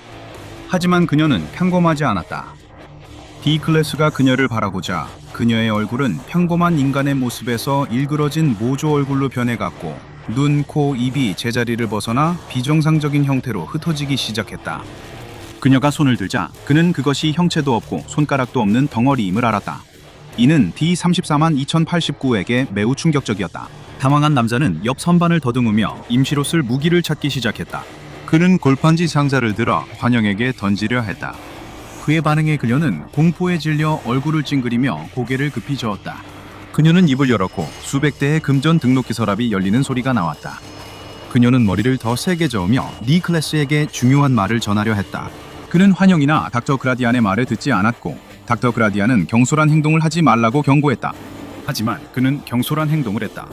그는 온 힘을 다해 상자를 그 존재에게 던졌고 상자가 닿는 순간 바로 뒤에서 부드러운 꿀꺽거리는 소리가 들렸다. 그리고 이전과 마찬가지로 영상이 끊겼다. 다이모스 사건이 끝난 후 D342,089는 SCP-3182 밖의 쓰레기통에서 살아있는 채로 발견되었다. 하지만 그에게는 없는 것이 하나 있었다. 그의 피부였다. 내부를 조사한 결과 그가 벽에 쓰여 있는 것을 보았던 메시지는 사건 이후 완전히 사라진 것으로 나타났다. 세 번째 실험 동안 D3221은 3번 통로에 배치되었고 전체 다이무스 사건이 진행되는 동안 그곳에 머물도록 지시받았다. 그녀 이전의 다른 D계급 인원들처럼 그녀도 카메라와 이어피스를 착용했다. 사건이 시작되자 그녀는 몹시 춥다고 보고했다. 닥터 그라디안은 그녀에게 침착하라고 조언했다. 그녀는 거절하며 가능한 한 빨리 떠나야 한다고 주장했다. 그러나 그녀가 돌아서서 떠나려 할 때 환영이 통로 반대편에 서 있었다. 다시 한번 그녀는 말했다. 저는 지금 당장 여기서 나가야 해요. 지금 당장 여기서 나가야 해요. 이에 환영은 동의하듯 고개를 끄덕였다. 닥터 그라디안은 D계급에게 SCP-3182가 그녀를 못 떠나게 할 거라고 말했고 그녀는 지금 나가지 않으면 저 여자처럼 될 거예요 라고 답했다. 자세한 설명을 요구하자 겁먹은 D계급은 계속 자신이 무슨 말 하는지 모르겠다고 주장했다. 그 말들이 억지로 그녀의 입과 머릿속에 들어오는 듯 했다. 그녀가 입구로 몸을 돌리자 갑자기 부드럽고 꼴깍거리는 소리가 났다. 닥터 그라디언의 움직이지 말라는 경고에 그녀는 얼어붙었다. 그녀가 진정해서 추가 지시에 반응할 수 있게 되자 그녀는 돌아서서 그 환영, 아니 닥터 그라디언이 말한 대로 유령을 바라보라는 명령을 받았다. 그녀가 유령과 눈이 마주치자 유령은 겁에 질려 눈을 크게 뜨고 고개를 세차게 흔들었다. 그 아래의 바닥이 액체처럼 흔들리더니 꼴깍거리는 소리가 점점 커졌고 마침내 인간의 팔이 바닥을 뚫고 튀어나와 유령을 붙잡아 시야에서 사라질 때까지 끌어내렸다. 유령은 출구 쪽을 향해 미친 듯이 손짓하며 바닥 아래로 사라질 때까지 비명을 질렀다. 꼴깍거리는 소리가 멈추고 바닥은 다시 고요해졌으며 잠시 동안 모든 것이 조용해졌다. 그러자 D693,221은 다시 완전히 공황 상태에 빠져서 지금 당장 여기서 나가야 해 라고 계속 반복해서 말했다. 그녀는 남은 영상 내내 이 말을 계속 반복하며 SCP-3182 안을 미친듯이 뛰어다니고 비명을 지르며 필사적으로 출구를 찾았다. 그라디안 박사가 그녀를 진정시키려 했지만 그녀는 그의 말을 듣지 않는 듯했다. 그녀는 공포에 사로잡혀 어둠 속에서 길을 잃었다. 다이모스 사건이 끝난 후 D693,221은 적어도 신체적으로는 건강하고 다치지 않은 상태로 발견되었다. 이후로는 더 이상 예정된 실험이 없었고 그녀는 기억 소거 치료를 받은 뒤 감염된 형기로 수감자 집단으로 돌아갔다. 이전에 D693,221로 알려졌던 여성은 자신의 삶을 이어갔고 연구팀은 그녀의 실험 영상을 검토했다. 한 연구원이 바닥에서 솟아오른 유령 같은 팔 중 하나에서 뚜렷하게 보이는 문신을 분석했고 그것이 콜린 메더스라는 남성의 문신과 일치함을 확인했다. 메더스는 SCP-3182의 전 관리자이며 그가 살아있고 누구나 보기에도 완전히 평범한 사람임을 고려할 때 버려진 이전 직장에서 유령 같은 팔로 나타날 이유가 전혀 없다. 즉, 전혀 유령이 아니라는 것이다. 그 소녀의 유령 현상에 대한 추가 조사가 이루어졌으며 여기에는 SCP-3182의 과거 단골 손님들과 직원들을 대상으로 한 일련의 인터뷰도 포함되었다. 인터뷰를 받은 많은 이들은 가게가 문을 닫기 훨씬 전부터 이상 현상이 있었다고 회상했으며 그 중에는 보이지 않는 존재가 그들의 목소리를 흉내내는 일도 포함되어 있었다. 이러한 세부 사항은 연구팀이 한 번 더 실험을 진행하도록 영감을 주었다. D442,099는 SCP-3182로 보내져 3번 통로에 배치되었고 그곳에 머물면서 재단에서 개발한 EVP 탐지기를 통해 그곳의 존재들과 소통을 시도하라는 지시를 받았다. 이 기술의 민간 버전은 훨씬 덜 효과적이라는 점에 유의해야 한다. 먼저 D442,099는 간단하게 안녕하세요 라고 시작했다. EVP 탐지기에 기록된 응답은 남성과 여성 목소리가 섞인 적어도 3명이 오늘 무엇을 도와드릴까요? 라고 말하는 것이었다. 다음으로 그는 제가 하는 말을 이해할 수 있나요? 라고 물었다. 그리고 그 존재들은 그건 알아들을 수 없을 거예요 라고 대답했다. 그는 어떻게 생겼는지 말해줄 수 있나요? 라고 물었다. 이 질문에 더 감정적으로 반응한 듯했고 EVP 탐지기는 사람 목소리 7곡 정도가 뒤섞인 날 봐, 이곳이 나를 망쳐놨어 라는 소리를 포착했다. 기회 있을 때 제퍼슨으로 이사했어야 했어. 지금 어디에 있습니까? 라는 질문에 25명 넘는 이들이 돈을 충분히 모으면 이곳을 떠날 거야 라고 답했다. 이름이 뭐예요? 라는 질문에는 70명 넘는 목소리가 한꺼번에 대답해서 너무 알아듣기 힘들었다. 제발요, 이해 못하겠어요 라고 하자 부드러운 꼴깍거리는 소리가 갑자기 멈췄다. 여기서 죽고 싶지 않아요 라고 하자 혼자 남은 여자 유령의 관심을 끄는 듯했고 한 여성의 목소리가 대답했다. 당장 여기서 나가야 해요. 도와드릴까요? 라고 D계급이 물었다. 같은 여성 목소리가 긴장과 두려움으로 대답했다. 제발 지금 당장 여기서 나가요. 그녀의 목소리가 끊겼다. 디클래스가 여보세요 하고 외쳤다. 대답이 없었다. 그는 다시 여보세요 하고 불렀다. 유일한 반응은 그 부드러운 꼴깍거림뿐이었다. 그러고 나서 그는 한마디를 더했다. 난 이 빌어먹을 동네에서 죽고 싶지 않아. 녹음된 반응은 10,000명이 넘는 사람들이 한꺼번에 터뜨린 요란하고 시끄러운 웃음소리였다. 그 소리는 거의 귀가 먹먹할 정도였다. SCP-3182 외부에는 민간인이 출입하지 못하도록 지시받은 재단의 비밀 요원들이 배치되어 있다. 추가 질문을 하는 민간인에게는 불안정한 건축물과 관련된 위장 이야기를 제공해야 한다. 과거 다이머스 사건을 목격한 모든 사람은 찾아내어 노출 정도에 따라 기억 소거제를 투여해야 한다. 덴턴 마을은 비교적 고립되어 있기 때문에 영향을 받은 사람들은 쉽게 찾아낼 수 있을 것이다. 다이머스 사건 중에는 어떤 재단 요원도 SCP-3182 출입이 금지된다. 다이머스 사건 동안 실시되는 모든 실험은 최소한 3등급 인원 1명의 승인을 받아야 한다. 하지만 건물 안에 있는 동안 재단 요원이 부드럽고 꼬르륵거리는 소리를 들었다고 보고할 경우 즉시 퇴거하라는 명령이 내려진다. SCP-3182는 비극적인 미스터리로 고통에 젖어버려지고 썩어가는 마을의 한 조각이다. 그 마을 자체처럼 SCP-3182 역시 두려움과 불확실성으로 가득 차 있으며 가장 어두운 순간에는 빠져나갈 수 없는 절망감이 만연하다. 나는 가끔 미래가 없는 직업이라는 표현을 들어본 적이 있는데 이 경우에 꽤 잘 들어맞는다고 생각한다. SCP-3182가 운영되던 당시 그곳에서 일하던 사람들은 너무나 많은 불행과 두려움, 원망을 그곳에 채워넣었고 그로 인해 뭔가 이상한 현상이 뿌리를 내리기 시작했다. 하루에 1시간 동안 무언가가 그 두려움을 현실로 만든다. SCP-3182에 있던 사람들은 그곳이 막다른 길, 희망과 꿈이 죽으러가는 곳이라고 믿었다. 그리고 이제 정말 그렇게 되었다. 지금은 1999년 12월 3일이다. 이날도 평소와 같이 시작됐다. 하지만 한 가족에게는 이날이 상상할 수 없는 비극과 결코 답을 찾지 못할지도 모를 미스터리로 끝나게 된다. 젊은 남성이 겨울방학 동안 플로리다주 키웨스트에 있는 가족을 방문 중이다. 그는 대학 1학년이다. 집이 그리운 마음도 있지만 그는 아예 돌아오지 않을 뻔했다. 요즘 그 젊은 남성과 아버지 사이에 긴장감이 흐른다. 그의 아버지는 그가 타주 대학 지원을 결정한 것에 여전히 화가 나 있다. 대부분은 자녀가 뉴욕시 대학에 합격하면 기뻐하지만 그 젊은 남성의 아버지는 별로 낙관적이지 않다. 그는 아들이 그곳에서 좋은 교육을 받지 못할 거라고 확신한다. 결국엔 쓸모없는 진보적인 헛소리만 머릿속에 가득 차서 좋은 직업을 찾는 데 전혀 도움이 되지 않을 거라고 생각한다. 아들은 다르게 주장할 것이다. 그는 환경과학을 공부하고 있다. 아버지의 부동산 사업만큼 돈을 많이 벌지는 못할 수도 있지만 항상 관심을 가져온 분야다. 그는 부모님이 자신을 더 이해해 주길 바란다. 그의 어머니는 그나마 노력해왔다. 그녀는 그가 대학에서 만난 사람들과 듣고 있는 과목들에 대해 많이 물었다. 하지만 그녀는 그에게 아버지와 더 잘 지내도록 계속 조언한다.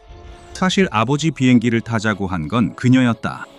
그 젊은 남자는 낚시 여행만으로도 행복했다. 어릴 때 아버지와 낚시를 좋아했고 물 위에 나가본 지도 오래됐다. 하지만 그는 항상 비행기를 탈 때마다 긴장했다. 뉴욕에서 집으로 돌아올 때 비행기를 타는 것조차도 그를 불안하게 만들었다. 아버지의 세스나 182 스카이라인의 비좁은 조종석에 들어간다는 생각만 해도 온몸에 소름이 돋는다. 그의 아버지는 비행기 공포가 말도 안 된다며 항공여행이 운전보다 통계적으로 더 안전하다고 안심시킨다. 하지만 그 젊은이는 작은 비행기가 바다에 추락하면 아무도 무슨 일이 있었는지 모를 수 있다는 생각을 떨칠 수 없다. 긴장 속에서도 그 젊은이는 자신과 아버지가 다시 함께 시간을 보내는 것이 어머니에게 얼마나 의미 있는지 생각한다. 비록 그의 입장에서는 아버지가 무리한 행동을 하고 있다고 생각하지만 말이다. 하지만 그 젊은이는 피곤하고 집에 오래 머물 것도 아니기 때문에 당분간은 부모님 말씀을 따르는 게 더 편할 거라고 생각한다. 젊은이와 그의 아버지는 비행기에 탄다. 아버지는 비행기의 모든 사양, 어디서 샀는지, 어떻게 큰 할인을 받았는지, 이미 몇 번이나 타봤는지 등을 꼼꼼히 설명한다. 젊은이는 그냥 고개를 끄덕이며 관심 있는 척한다. 다행히 이륙할 때 엔진 소리가 너무 커서 소리를 지르지 않으면 제대로 대화할 수 없다. 계획은 대서양을 따라 동쪽으로 바하마를 향해 비행한 뒤 연료를 보충하고 바로 돌아오는 것이다. 여행은 몇 시간밖에 안 걸리며 연료 보충 전 산책을 하면 시간이 더 걸릴 것이다.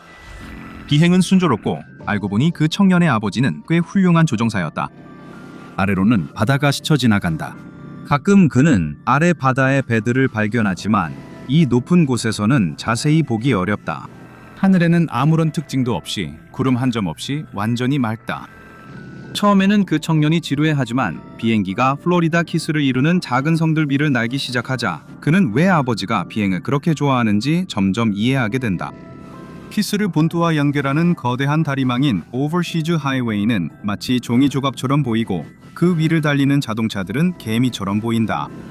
청년의 아버지는 비행이 머리를 맑게 하는 최선의 방법이라며 은퇴 후 조종사 자격증을 딴 것이 가장 잘한 일이라고 생각한다고 말했다. 청년은 아버지에게 아버지가 행복해 보여 기쁘다고 말한다.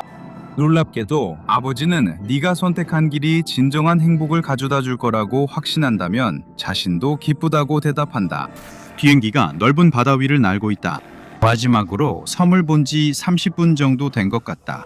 수평선이 그들 앞에 펼쳐져 있고 밝은 하늘색과 대서양의 짙은 파란색이 만난다. 젊은 남자의 아버지는 목적지로 제대로 가고 있는지 방향을 다시 확인한다. 모든 것이 순조롭게 진행되는 것처럼 보인다. 이번 여행이 좋은 귀향길이 될 수도 있겠다. 젊은 남자와 그의 아버지는 자신들이 생각했던 것만큼 그 넓은 푸른 하늘에서 혼자가 아니라는 사실을 전혀 알지 못한다. 갑자기 비행기가 심한 난기류를 만난 것처럼 흔들린다. 이런 일은 절대 일어나선 안 된다. 그럴 리도 없다. 항공교통 관제에서는 어떤 저기압도 레이더에 잡히지 않았다고 했다. 아버지와 아들이 키웨스트를 떠날 때 하늘에는 수마일에 걸쳐 구름 한 점 없었고 일기예보에 따르면 그 지역에는 폭풍 세포도 없었다. 그러나 젊은 남자가 창밖을 보니 짙은 회색 구름이 비행기로 다가오고 있었다. 구름이 너무 거대해서 그는 도대체 어떻게 아무도 이걸 미리 보지 못했는지 의아해했다. 폭풍이 가까워지자 그는 번개처럼 보이는 섬광들을 볼 수 있었지만 뭔가 잘못됐다는 느낌이 들었다. 환경과학을 전공하는 학생으로서 그는 몇몇 수업에서 폭풍이 어떻게 움직이는지 공부한 적이 있다.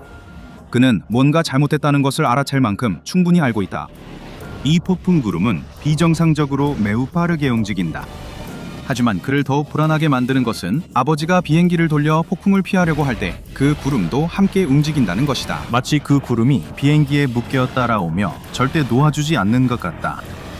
거대한 천둥이 울린다. 남자의 아버지는 빨리 착륙지를 찾아야 한다고 말한다. 그의 작은 새순아기는 큰 폭풍을 견딜 수 없다. 특히 바다 위에서는 더 그렇다. 폭풍의 바람이 거세게 그들을 흔들고 남자와 아버지는 비행기가 급강하할 때마다 구토 충동과 싸운다. 비행기가 심하게 흔들리고 삐걱거려 젊은 남자는 산산조각 날까 두려워한다. 창밖으로 두 남자가 볼 수 있는 것은 회색뿐이다. 폭풍 구름이 그들을 따라잡아 비행기를 완전히 집어삼킨다. 지도에 따르면 그들의 좌표 근처에 섬이 있다. 그 섬의 작은 공항에 무전을 할 수 있다면 희망이 있을지도 모른다. 아버지는 라디오를 켜고 조난 신호를 보낸다. 하지만 뭔가 잘못됐다. 라디오는 잡음만 들릴 뿐이다. 그 남자는 너무 늦기 전에 누구라도 연락이 닿아 그들이 착륙할 수 있도록 도와주길 바라며 거듭 조난 신호를 보낸다. 하지만 그의 외침은 누구에게도 닿지 않는다. 그때 그의 아들이 계기판을 가리키자 그는 문제가 라디오뿐만이 아님을 깨닫는다. 세스나의 모든 계기들이 통제불능 상태로 돌아가고 있다. 나침반이 미친 듯이 돌고 있고 수직 속도계와 고도계도 마찬가지다. 연료 게이지도 빠르게 위아래로 움직이기 시작한다. 조종석의 조명이 깜빡이다가 완전히 꺼진다. 비행기는 완전히 동력을 잃었다. 젊은 남자와 아버지는 충돌에 대비해 몸을 잔뜩 움츠리고 기다리지만 충돌은 일어나지 않는다. 젊은 남자의 어머니는 아들과 남편이 돌아오기를 기다린다. 그들이 늦게까지 밖에 있는 건 평소와 다르다. 그녀는 바다 너머 천둥 소리가 들리자 걱정이 되기 시작한다. 그녀는 공항에 전화를 걸고 충격스럽게도 남편의 비행기가 돌아오지 않았다는 사실을 알게 된다. 아들과 아버지 모두 실종 신고가 접수된다. 수색은 며칠 동안 계속되지만 해안 경비대는 잔해 한 조각조차 찾지 못한다. 여성의 친구들과 가족들은 남편과 아들이 아직 실종 상태라고 말하며 그녀를 위로하려 하지만 그녀는 그것이 너무 낙관적인 생각임을 알고 있다. 이런 일이 일어난 것이 이번이 처음이 아니며 이런 일이 발생하면 관련된 사람들은 대개 다시는 나타나지 않는다. 소형 비행기 조종은 위험하다. 그녀의 남편은 시작할 때 이미 알고 있었다. 그 여성은 아들과 남편이 사라진 것에 대해 자신을 탓하지 않을 수 없다. 같이 나가자고 한 건 그녀였다. 그녀는 두 사람이 멀어지는 걸 보고 둘이 비행기로 바다 위를 여행하면 유대감을 쌓을 좋은 기회라고 생각했다. 그녀가 고집하지 않았다면 둘 다 아직 살아 있었을지도 모른다. 물론 그 비행기가 사라진 건 누구의 잘못도 아니었다. 자연의 힘은 우리가 설명할 수 있는 부분만 보더라도 완전히 예측 불가능하다. 자연이 이상해지면 더 치명적으로 변한다. 그리고 이를 보여주는 더 좋은 예는 없다. 바로 SCP-605 포식성 폭풍구름이다. SCP-605는 폭풍구름을 구성하는 수증기와 유사한 기체 물질로 이루어진 대형 공중개체이다. 거대한 크기로 격리는 불가능하나 재단 직원들은 SCP-605를 계속 감시하고 사람들의 접근을 막고 그 존재를 은폐하기 위해 모든 조치를 취하고 있다. 재단은 SCP-605가 활동적인 징후를 보일 경우를 대비해 항상 개체로부터 15,000km 이내에 머무르는 추적팀을 배치했다. 휴면 상태일 때 SCP-605는 투명하며 육안으로는 감지하기 어렵다. SCP-605는 느리게 움직이며 버뮤다, 푸에르토리코, 남부 플로리다 사이를 오가며 일정한 영역을 순환하는 것으로 보인다. 만약 그 지역이 익숙하게 들린다면 아마도 SCP-605의 영역이 훨씬 더 유명한 별명을 가지고 있기 때문일 것이다. 바로 버뮤다 삼각지대다. 버뮤다 삼각지대는 악마의 삼각지대라고도 불리며 진정한 신봉자들 사이에서는 마이애미, 버뮤다, 산호안 사이의 지역으로 여겨진다. 이는 우연히도 SCP-605의 영역이 관찰된 한계와 일치한다. 이 존재는 1950년대까지 제대로 기록되지 않았지만 현지 당국의 기록에 따르면 SCP-605는 수세기 동안 그 지역에서 활동해왔을 가능성이 있다. 그렇지 않다면 태고적부터 그 지역에 존재해온 대기 생물들의 계보가 있을지도 모른다.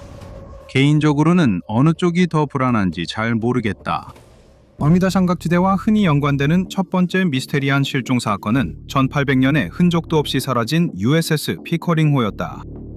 다른 주목할 만한 사례로는 1824년 왜 USS 와일드캣과 1918년 3월 바베이도스를 출발해 306명의 승무원과 승객을 태우고 볼티모어로 향하던 중 삼각지대 어딘가에서 사라진 USS 사이클롭스가 있다. 하지만 아마도 가장 악명 높은 사건은 플로리다 키스 상공에서 훈련 임무를 수행하던 중 사라진 5대의 어뢰 폭격기 편대인 플라이트 19 사건일 것이다. 무선 송수신에서는 나침반의 오작동과 이상현상들이 보고되었는데 기밀 소식통에 따르면 우리는 이제 이것들이 SCP-605에 의해 발생했다는 것을 알고 있다. 그 이후 수년 동안 SCP-재단은 이 생물의 진짜 정체에 대한 모든 정보를 억압하기 위해 대중에게 환상적이거나 과학적인 여러 가지 거짓 설명을 퍼뜨려 왔다. 여기에는 유령, 외계인 납치, 자기 이상 현상, 갑작스러운 메탄 기포로 인한 물의 밀도 변화, 그리고 아틀란티스의 잃어버린 도시와 어떻게든 관련된 다양한 설명들이 포함된다. 아틀란티스가 버뮤다 삼각지대와 관련이 있다는 생각은 물론 터무니없는 일이다. 우리 모두 알다시피 SCP-5525는 대서양의 그 특정 지역과는 전혀 가까이 있지 않다. SCP-605가 활성 상태에 들어가면 거대한 폭풍 전선처럼 보이며 자신의 영역 내에 있는 모든 배나 항공기를 쫓아가 삼켜버린다. 이 과정에서 선박이나 항공기의 모든 전자장비와 항법기기가 오작동하거나 잘못된 수치를 표시하며 심지어 완전히 합선될 수도 있다. 그리고 선박이나 항공기가 SCP-605에 완전히 둘러싸이면 그것은 삼켜져서 완전히 사라진다. 이 생명체가 어떻게 이런 일을 하는지는 아직 정확히 밝혀지지 않았고 생리구조 연구도 매우 어렵다. SCP-605가 먹이를 다 먹고 나면 즉시 휴면 상태로 다시 들어가며 시야에서 사라지고 어떤 과학적 장비로도 거의 탐지할 수 없게 된다. 이 시점에서 SCP-605는 수년에서 수십 년간 휴면 상태를 유지한다. 하지만 우리가 밝혀낸 것은 SCP-605가 먹이를 먹은 후에는 아주 미세하지만 감지 가능한 질량 증가가 있다는 점이다. 추가 연구는 오후평의회의 승인을 기다리고 있지만 이 데이터는 SCP-605가 실제로 삼킨 비행기와 선박들을 섭취하고 있다는 사실을 확인해주는 것으로 보인다. 하지만 SCP-605가 필요로 하는 영양분은 비행기나 선박 자체에서 얻는 것이지 내부에 있는 사람들에게서 얻는 것이 아니다. 그래서 이 개체가 사냥 상태에 있을 때 재단은 보통 무인 항공기를 제공함으로써 진정시키는 데 성공한다. 이렇게 하면 SCP-605는 다시 휴면 상태로 돌아간다. 이 방법이 바로 재단이 버뮤다 삼각지대에서 민간인이나 군인 사상자를 줄이기 위해 찾아낸 최선의 방법이다. 우리는 SCP-605를 온순하게 유지하는 방법은 알지만 이 대기 이상 현상에는 여전히 많은 미스터리가 남아있다. 그것의 덧없는 특성 때문에 연구하기가 어렵고 어디서 왔는지 아니면 가끔씩 비행기나 배를 집어삼키는 것 외에 다른 목적이 있는지 알 방법이 없다. 그래서 우리의 연구에 따르면 현재 SCP-605는 유일무이한 존재이지만 이런 존재들이 더 있을 가능성도 완전히 배제할 수는 없다. 결국 넓은 바다를 여행하는 것은 위험한 일이기 때문에 여전히 매일 비행기와 선박이 실종되고 있다. 한 여성은 텍사스 미들랜드에서 화창한 아침에 깨어난다. 오늘은 그녀의 휴일이고 그녀는 그동안 미뤄왔던 여러 가지 볼일들을 처리하기로 결심한다. 그녀는 옷을 입고 머리를 감은 뒤 시리얼 한 그릇을 먹으려고 준비한다. 하지만 냉장고를 열어보니 우유가 없다. 그녀는 당장 그 문제를 해결해야 한다. 그녀는 현관문을 나서다 도어매트 위 종이를 발견한다. 그녀는 몸을 숙여 전단지를 집어드는데 그 전단지는 동네에 새로 오픈한 슈퍼마켓을 광고하고 있다. 그런데 이게 웬일인가? 우유 쿠폰이 붙어있다. 정말 운이 좋다. 그 여성은 새로 생긴 식료품점을 구경하고 싶어 들뜬 마음으로 시내로 향한다. 그녀가 차를 주차하고 건물로 다가가자 낯선 사람이 무료 시식용 접시를 들고 바로 앞에 나타난다. 그는 슈퍼마켓 직원 복장에 군인 같은 체격과 크루컷 머리를 하고 있다. 그는 미소를 지으며 자신이 경쟁 매장 직원이라며 길 건너 건물을 가리킨다. 그는 그녀가 이 가게에서 살 수 있는 것은 길 건너편 가게에서 더 싸고 더 좋은 품질로 구할 수 있다고 확신한다. 그녀는 판매원의 얼굴에서 불안할 만큼 절박함을 느꼈다. 그의 장황한 판매 멘트에는 그녀가 위험에 처한 듯 느끼게 하는 뭔가가 있다. 그녀는 정중하게 그의 제안을 거절하지만 새 슈퍼마켓의 안전한 곳으로 들어가는 동안에도 그는 계속 그녀에게 특가와 할인 상품을 권한다. 아래의 깨끗한 타일과 위에서 윙윙거리는 형광등은 그녀에게 매우 익숙하면서도 이상하게 낯설게 느껴진다. 이곳에는 뭔가 잘못된 점이 있다. 하지만 그녀는 우유가 필요하기 때문에 통로를 따라 매장 안쪽으로 더 깊이 걸어간다. 그녀는 이상한 소리를 듣고 어깨 너머로 뒤를 돌아본다. 빵 코너가 원래 그 뒤였나? 방금 고기랑 생선 코너에서 나온 것 같은데 여기서는 우유를 어디에 두는 거지? 가끔씩 매장 안 그녀 주변 어딘가에서 이상한 소리가 들린다. 발소리 같기도 한데 뭔가 다르다. 마치 발톱이 타일을 두드리는 소리 같다. 여기 안에는 그녀 혼자뿐인 걸까? 생각해보면 그녀는 들어온 뒤 다른 사람을 본 적이 없다. 이곳엔 뭔가 심각하게 이상하지만 그녀는 그 정체를 알 수 없다. 그녀가 한 걸음 앞으로 내딛자 갑자기 바닥이 그녀 아래에서 무너진다. 타일들이 기계장치의 윙윙거리는 소리와 함께 갈라지며 함정문이 열린다. 순식간에 그녀는 어둠 속으로 굴러떨어진다. 그녀가 떨어질 때 위에서 비친 하얀 빛이 금속의 날카로운 가장자리를 비춘다. 위층 가게에서는 비명소리가 들린다. 그리고 금속이 살을 뚫는 부드러운 소리, 이어지는 피가 꿀렁거리는 소리, 그리고 덧문이 닫힌다. 확성기에서 금속성 목소리가 나온다. 6번, 통로 청소 부탁드립니다. 그 후로 그 여자는 다시는 모습을 드러내지 않는다. 겉보기에는 텍사스 미들랜드에 있는 평범한 독립 슈퍼마켓처럼 보이지만 실제로는 수많은 기이하고 때로는 치명적인 초자연적 비밀을 품고 있다. 그럼에도 불구하고 이곳은 여전히 성공적이고 인기 있는 슈퍼마켓이다. 하지만 이 모든 것 중에서 가장 이상한 점이 뭔지 아세요? 이게 전부 완전히 합법적이라는 겁니다. 정말 고맙게도 말이죠. 어서 오세요. 네, 저희는 정말로 이걸 당신에게 팔 겁니다. SCP 재단에서는 이곳을 SCP-4703이라고 부릅니다. SCP-4703을 둘러싼 주요 변칙 효과는 고객에게 영향을 미치는 것이 아니라 바로 그 존재와 운영의 합법성 자체에 영향을 미칩니다. 이 변칙성은 내부에서 일어나는 모든 일이 아무리 비윤리적이거나 위험하더라도 합법이 되도록 법을 바꿔버립니다. 또한 이 변칙성은 외부인으로부터 자신의 이익을 보호하기 위해 법을 자주 재구성하며 이러한 법을 어기는 사람은 갑작스럽게 난폭한 동물들의 공격을 받을 수 있습니다. 가장 흔한 동물은 사나운 사자입니다. 여기 SCP-4703 내부에서 일어나는 비윤리적이고 위험하지만 아주 합법적인 몇 가지 일들이 있습니다. 정말 고맙게도 말이죠. 선반 진열대들은 강력한 공압 액추에이터에 장착되어 저절로 움직이고 회전하는 것처럼 보입니다. 이는 매장을 다양하게 유지하고 손님 이탈을 막기 위함이지만 급작스러운 움직임으로 오히려 심각한 부상이 더 자주 발생합니다. 가끔씩 이 선반들이 서로 충돌하여 그 사이에 끼어 있는 것은 무엇이든 짓눌러 버립니다. 만약 아이가 매장 안에서 부모와 떨어지거나 길을 잃게 되면 그 아이는 강제로 구금됩니다. 그리고 부모는 현금으로 47달러 67센트를 선불로 지불하거나 영구적으로 눈썹을 레이저 모낭 수술로 제거하는 것에 동의해야만 아이를 돌려받을 수 있습니다. 건물 곳곳의 바닥 아래에는 수십 개의 숨겨진 함정문 장치가 있는데 각각은 수요일이라는 단어를 말하거나 혹은 수요일이라는 단어를 말하지 않는 것처럼 이상하고 임의적인 조건에 의해 작동됩니다. 트리거 조건은 매일 업데이트되며 라틴어, 코이네, 그리스어, 페니키아어, 푸니크어 등 여러 사어로 매장 웹사이트에 표시됩니다. 이 함정문들 각각은 뾰족한 말뚝, 반짝이 또는 독사가 가득한 깊은 구멍으로 떨어지게 되어 있습니다. 네, 독을 주입하는 게 아니라 먹으면 독이 되는 겁니다. 그 뱀들은 먹을 때만 위험하지만 피해자들은 뱀이 매우 매력적으로 보여 참기 어렵다고 했습니다. 가게의 저쪽 한 구역에는 베스티아스에서 절약과 할인의 굶주리다 라는 표지가 붙어있고 그곳의 모든 상품들은 울타리로 둘러싸여 있을 뿐만 아니라 70% 이상 할인된 가격으로 판매되고 있습니다. 하지만 그 상품들은 적어도 15마리 배고픈 사자들이 지키고 있습니다.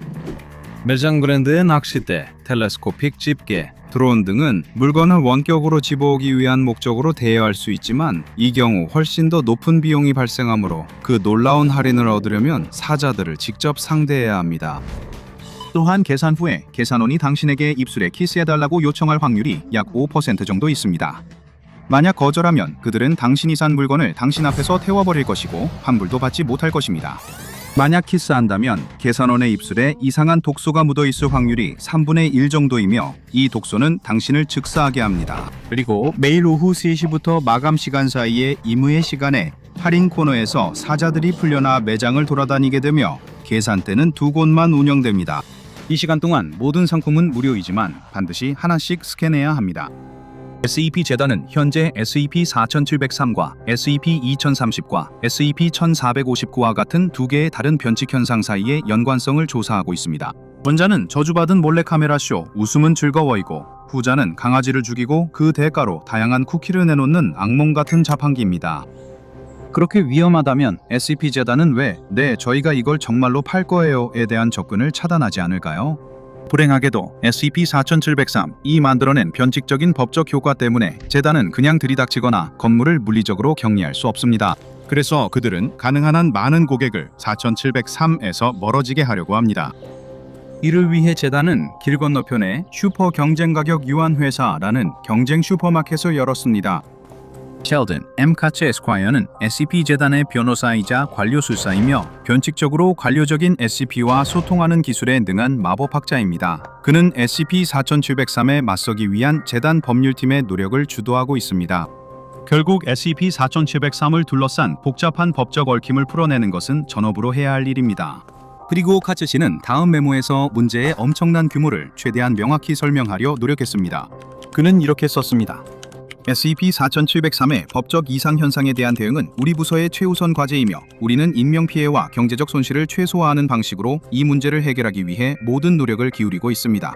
우리는 SCP-4703의 부인할 수 없는 합법성의 메커니즘에 관한 상당한 수의 문의를 받았습니다. 안타깝게도 이에 대한 쉬운 답변은 없습니다. 법은 인간의 개념입니다. 우리가 그것을 기록하기 때문에 종이 위에 존재합니다. 우리가 그것을 집행하기 때문에 실제로 존재합니다. 우리는 보통 의미, 의도, 판례를 면밀히 검토해 법을 해석 적용합니다. 하지만 SCP-4703과 같은 관료적 위험은 반드시 그런 것들에 근거하지는 않습니다. 사실 대부분이 알고 있는 법은 이 문제와 거의 관련이 없습니다. 완벽한 비유는 아니지만 일반적인 법과 변칙법의 관계는 산술과 대수학의 관계와 같다고 할 수 있습니다. 둘 다 수학으로 인정되지만 후자는 더 추상적입니다. 티미와 셀리가 각각 사과 2개씩 있다고 상상해보세요. 티미가 사과를 주면 셀리는 사과 4개를 갖게 됩니다. 하지만 셀리는 4개가 아니라 10개의 사과를 가지고 있습니다. 어떻게 이런 일이 가능할까요? 셀리는 사과를 다시 세고 여러 번 상황을 재현하지만 실수는 없습니다. 2 더하기 2는 10이 됩니다. 이는 부정할 수 없는 사실입니다.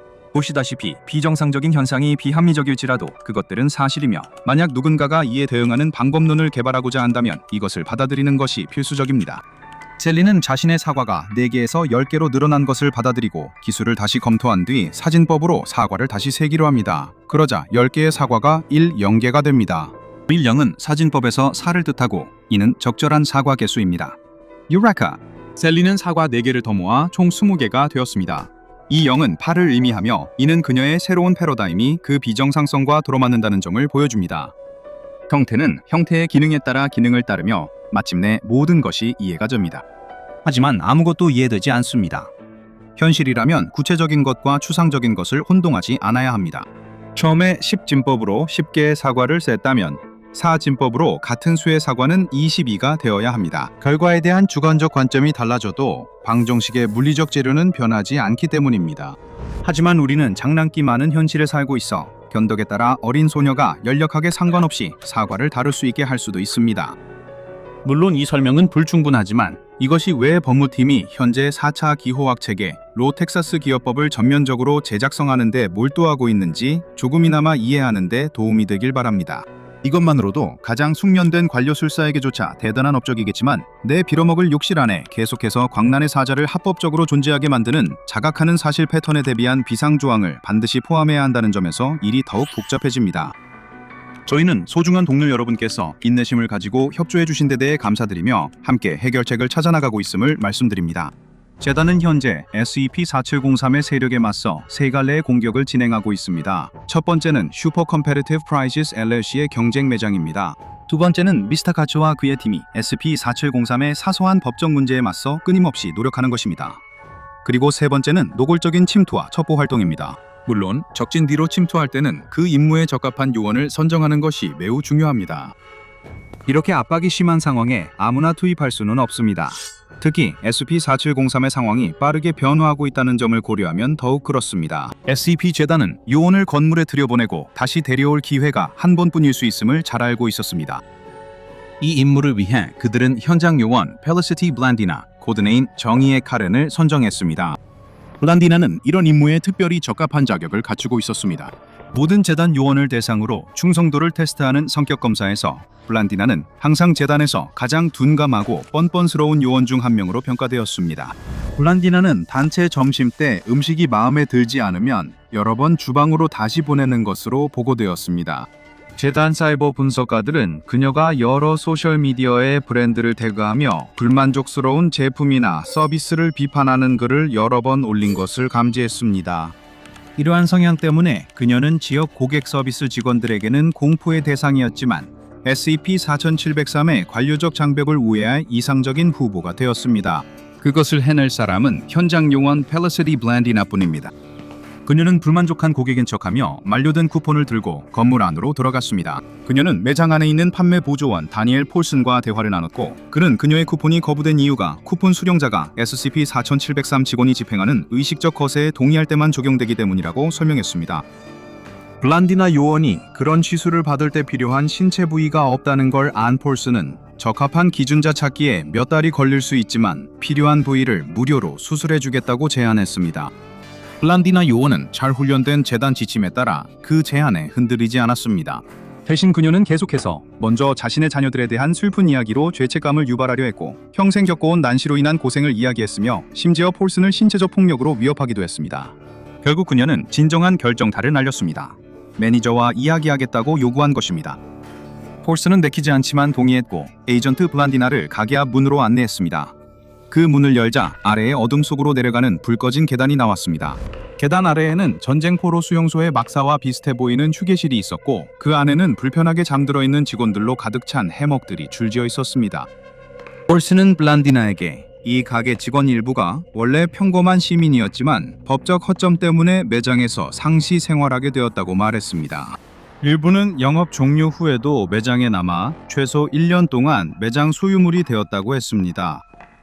폴슨 자신도 ABS 이식 추첨에 응모했다가 대신 SCP-4703에서의 노역에 당첨되었고 매장의 강력한 변칙적 법률 때문에 이를 법적으로 거부할 수 없었다고 했습니다. 폴슨과 에이전트 블란디나는 직원구역의 깊은 곳으로 더 들어가면서 표시가 없는 문 11개를 지나 마침내 12번째이자 마지막 문 앞에 멈췄습니다. 그녀는 문을 열어 선반과 상자들을 발견했습니다. 에이전트 블란디나는 매장 매니저가 지하의 비품 보관실에 있을 거라는 생각에 믿기지 않는다는 표정을 지었지만 폴슨은 이곳이 실제로 매니저의 사무실이라고 주장했습니다. 그러면서 그는 천장에 연결된 끈을 잡아당겼습니다. 이로 인해 상자들로 된 벽이 비밀 통로처럼 가운데에서 갈라지며 방 반대편 벽을 향해 놓인 커다란 이문용 의자가 드러났습니다. 여전히 할인을 원하는 척하며 에이전트 블란디나는 계속 의자 쪽으로 다가갔습니다. 그녀는 매니저를 더 잘 보기 위해 의자를 돌렸고 눈이 없고 모든 이가 뽑힌 채 입이 영원히 공포에 질린 무언의 비명으로 벌어진 마른 시신 앞에 서 있는 자신을 발견했습니다. 폴스는 이 남자를 SCP-4703의 매니저인 베나시오 하루스피체 씨로 확인했습니다. 폴스는 블란디나 요원에게 상사가 시신임을 더 일찍 알리고 싶었지만 규칙상 불가능했습니다. 블란디나 요원은 한숨 쉬며 이럴 줄 알았어 라고 투덜거렸습니다. 폴스는 블란디나 요원에게 여전히 불만을 제기할 수 있고 가게 주인도 그 이야기를 듣게 될 것이라고 안심시켰습니다. 폴슨이 이해하기로는 매니저라고 불리는 시신은 일종의 전화기처럼 작동해서 주인에게 메시지를 전달하는 역할을 한다고 했습니다. 그 후 주인은 갇혀있는 직원들의 유일한 식량인 시리얼 상자 안에 숨겨진 팩스 메시지를 통해 답장을 보냈습니다. 이 카프카적인 악몽은 점점 더 악화되기만 했지만 블란디나 요원은 그렇게 쉽게 포기하지 않았습니다. 블란디나 요원은 그에게 매니저 상태를 자세히 설명해달라고 요청했습니다. 폴스는 이렇게 대답했습니다. 그가 법적으로 우리의 매니저라는 건 압니다. 그리고 그가 어떤 존재인지도 알고 있습니다. 저희 중 한 명이 항상 마감 시간에 그에게 잘 자라고 뽀뽀해줘야 한다는 것도 알고 있습니다. 저희가 그에게 말하면 사장님도 아신다는 걸 압니다. 하지만 사장님은 어차피 모든 일을 다 아시는 것 같아 그게 관련 있는 건지는 확신할 수 없습니다. 또 뭐가 있을까요? 그는 비어있다는 걸 압니다. 아니, 속이 텅 비어있다는 게 더 맞는 표현일 것 같아요. 사실 텅 빈이라는 말이 더 적절하겠네요. 에이전트 블란디나가 폴슨이 무슨 뜻으로 그런 말을 했는지 좀 더 자세히 알아보려고 몸을 조금 더 앞으로 숙였고 그 순간 끔찍한 사실을 발견했습니다. 매니저는 온전한 시체가 아니었습니다. 그는 단지 바싹 마른 피부만 남은 시체처럼 서 있는 껍데기였습니다. 에이전트 블란디나가 폴슨에게 비어있다 대신 속이 비었다고 표현한 이유를 묻자 폴슨은 가죽 껍데기 안에서 가끔 소리가 나기 때문이라고 답했습니다. 에이전트 블란디나는 현명하게도 매니저의 버러진이 없는 입 근처에 귀를 대는 것을 거부했고 대신 자신이 착용하고 있던 숨겨진 마이크를 껍데기에 목구멍까지 집어넣었습니다. 폴슨이 이상함을 말할 새도 없이 주위에 사이렌과 경고음이 울리기 시작했습니다. 폴슨은 공황에 빠져 사자들이 오니 빨리 움직여 위험을 피하자고 소리쳤습니다. 다행히 블란디나 요원은 경미한 부상만 입고 탈출할 수 있었지만 그녀가 탈출한 직후 SCP-4703의 합법성은 다시 조정되어 비직원이 직원 전용 구역에 들어가는 것이 불법이 되었습니다. 블란디나 요원이 매니저의 몸 안에서 녹음한 오디오도 재단의 전문가들에 의해 분석되었고 75% 더 빠르게 재생했을 때 그 소리가 인간의 웃음소리와 구별할 수 없다는 사실을 발견했습니다. 이 변칙 개체와 그 격리 절차의 성격이 SCP 재단 기준으로도 매우 이상하기 때문에 SCP-4703에 적용된 등급과 지정 역시 마찬가지로 이상하고 복잡합니다. 이 파일과 변칙성은 2등급의 제한된 접근 권한으로 열람할 수 있습니다. SCP-4703을 숨기거나 격리하는 것이 그 독특한 법적 상황 때문에 매우 어렵기 때문에 이 변칙성은 케테르 객체 등급으로 지정되었습니다. 하지만 여기서부터 상황이 더욱 이상해집니다. SCP-4703 매장은 드물게 2차 객체 등급 트라큘런트를 보유합니다. 이 부류는 대부분에게 익숙하지 않을 수 있지만 어떤 개체가 예측 불가능하고 자주 변형되는 경우에 사용되며 그에 따른 격리 조치도 지속적으로 업데이트되고 발전되어야만 격리 요구를 충족할 수 있을 때 적용됩니다. 이 개체는 3등급 또는 케넥 교란 등급으로 중간 정도의 교란 가능성을 가지며 주로 국지적 지역에 제한될 가능성이 높습니다. 그리고 마지막으로 이 개체는 위험 등급 경고를 가지고 있는데 이는 이 개체와 상호작용하는 모든 이들에게 높은 위험을 초래하며 심각한 피해, 심지어 사망에 이를 수 있는 가능성까지 포함하고 있음을 의미합니다. 하지만 법적으로 SCP-4703과 연관된 로펌에서 발산되는 냄새 때문에 저는 여러분께 야후에서 제공하는 거래가 정말 죽여줄 만큼 훌륭하기 때문에 여러분께 이걸 팔려고 했다는 점을 알려드려야 합니다. 이는 완전히 합법적입니다. 대단히 감사합니다. 늦은 밤, 당신은 뉴멕시코 어딘가의 황량한 고속도로를 운전하고 있습니다. 이곳에는 당신과 당신의 차, 그리고 도로밖에 아무것도 없습니다. 당신이 모르는 사실은 곧 무언가를 마주하게 된다는 것입니다. 무언가. 끔찍한 것. 하늘도 없고 하늘은 새까맣다. 네 차의 불빛만이 겨우 앞길을 밝히고 있다. 바로 그때 너는 백미러에서 무언가를 발견한다. 그건 2개의 헤드라이트야. 특별히 이상한 점은 없지만 유난히 밝다. 너의 눈은 어둠에 너무 익숙해져 있어서 고개를 돌릴 수밖에 없다.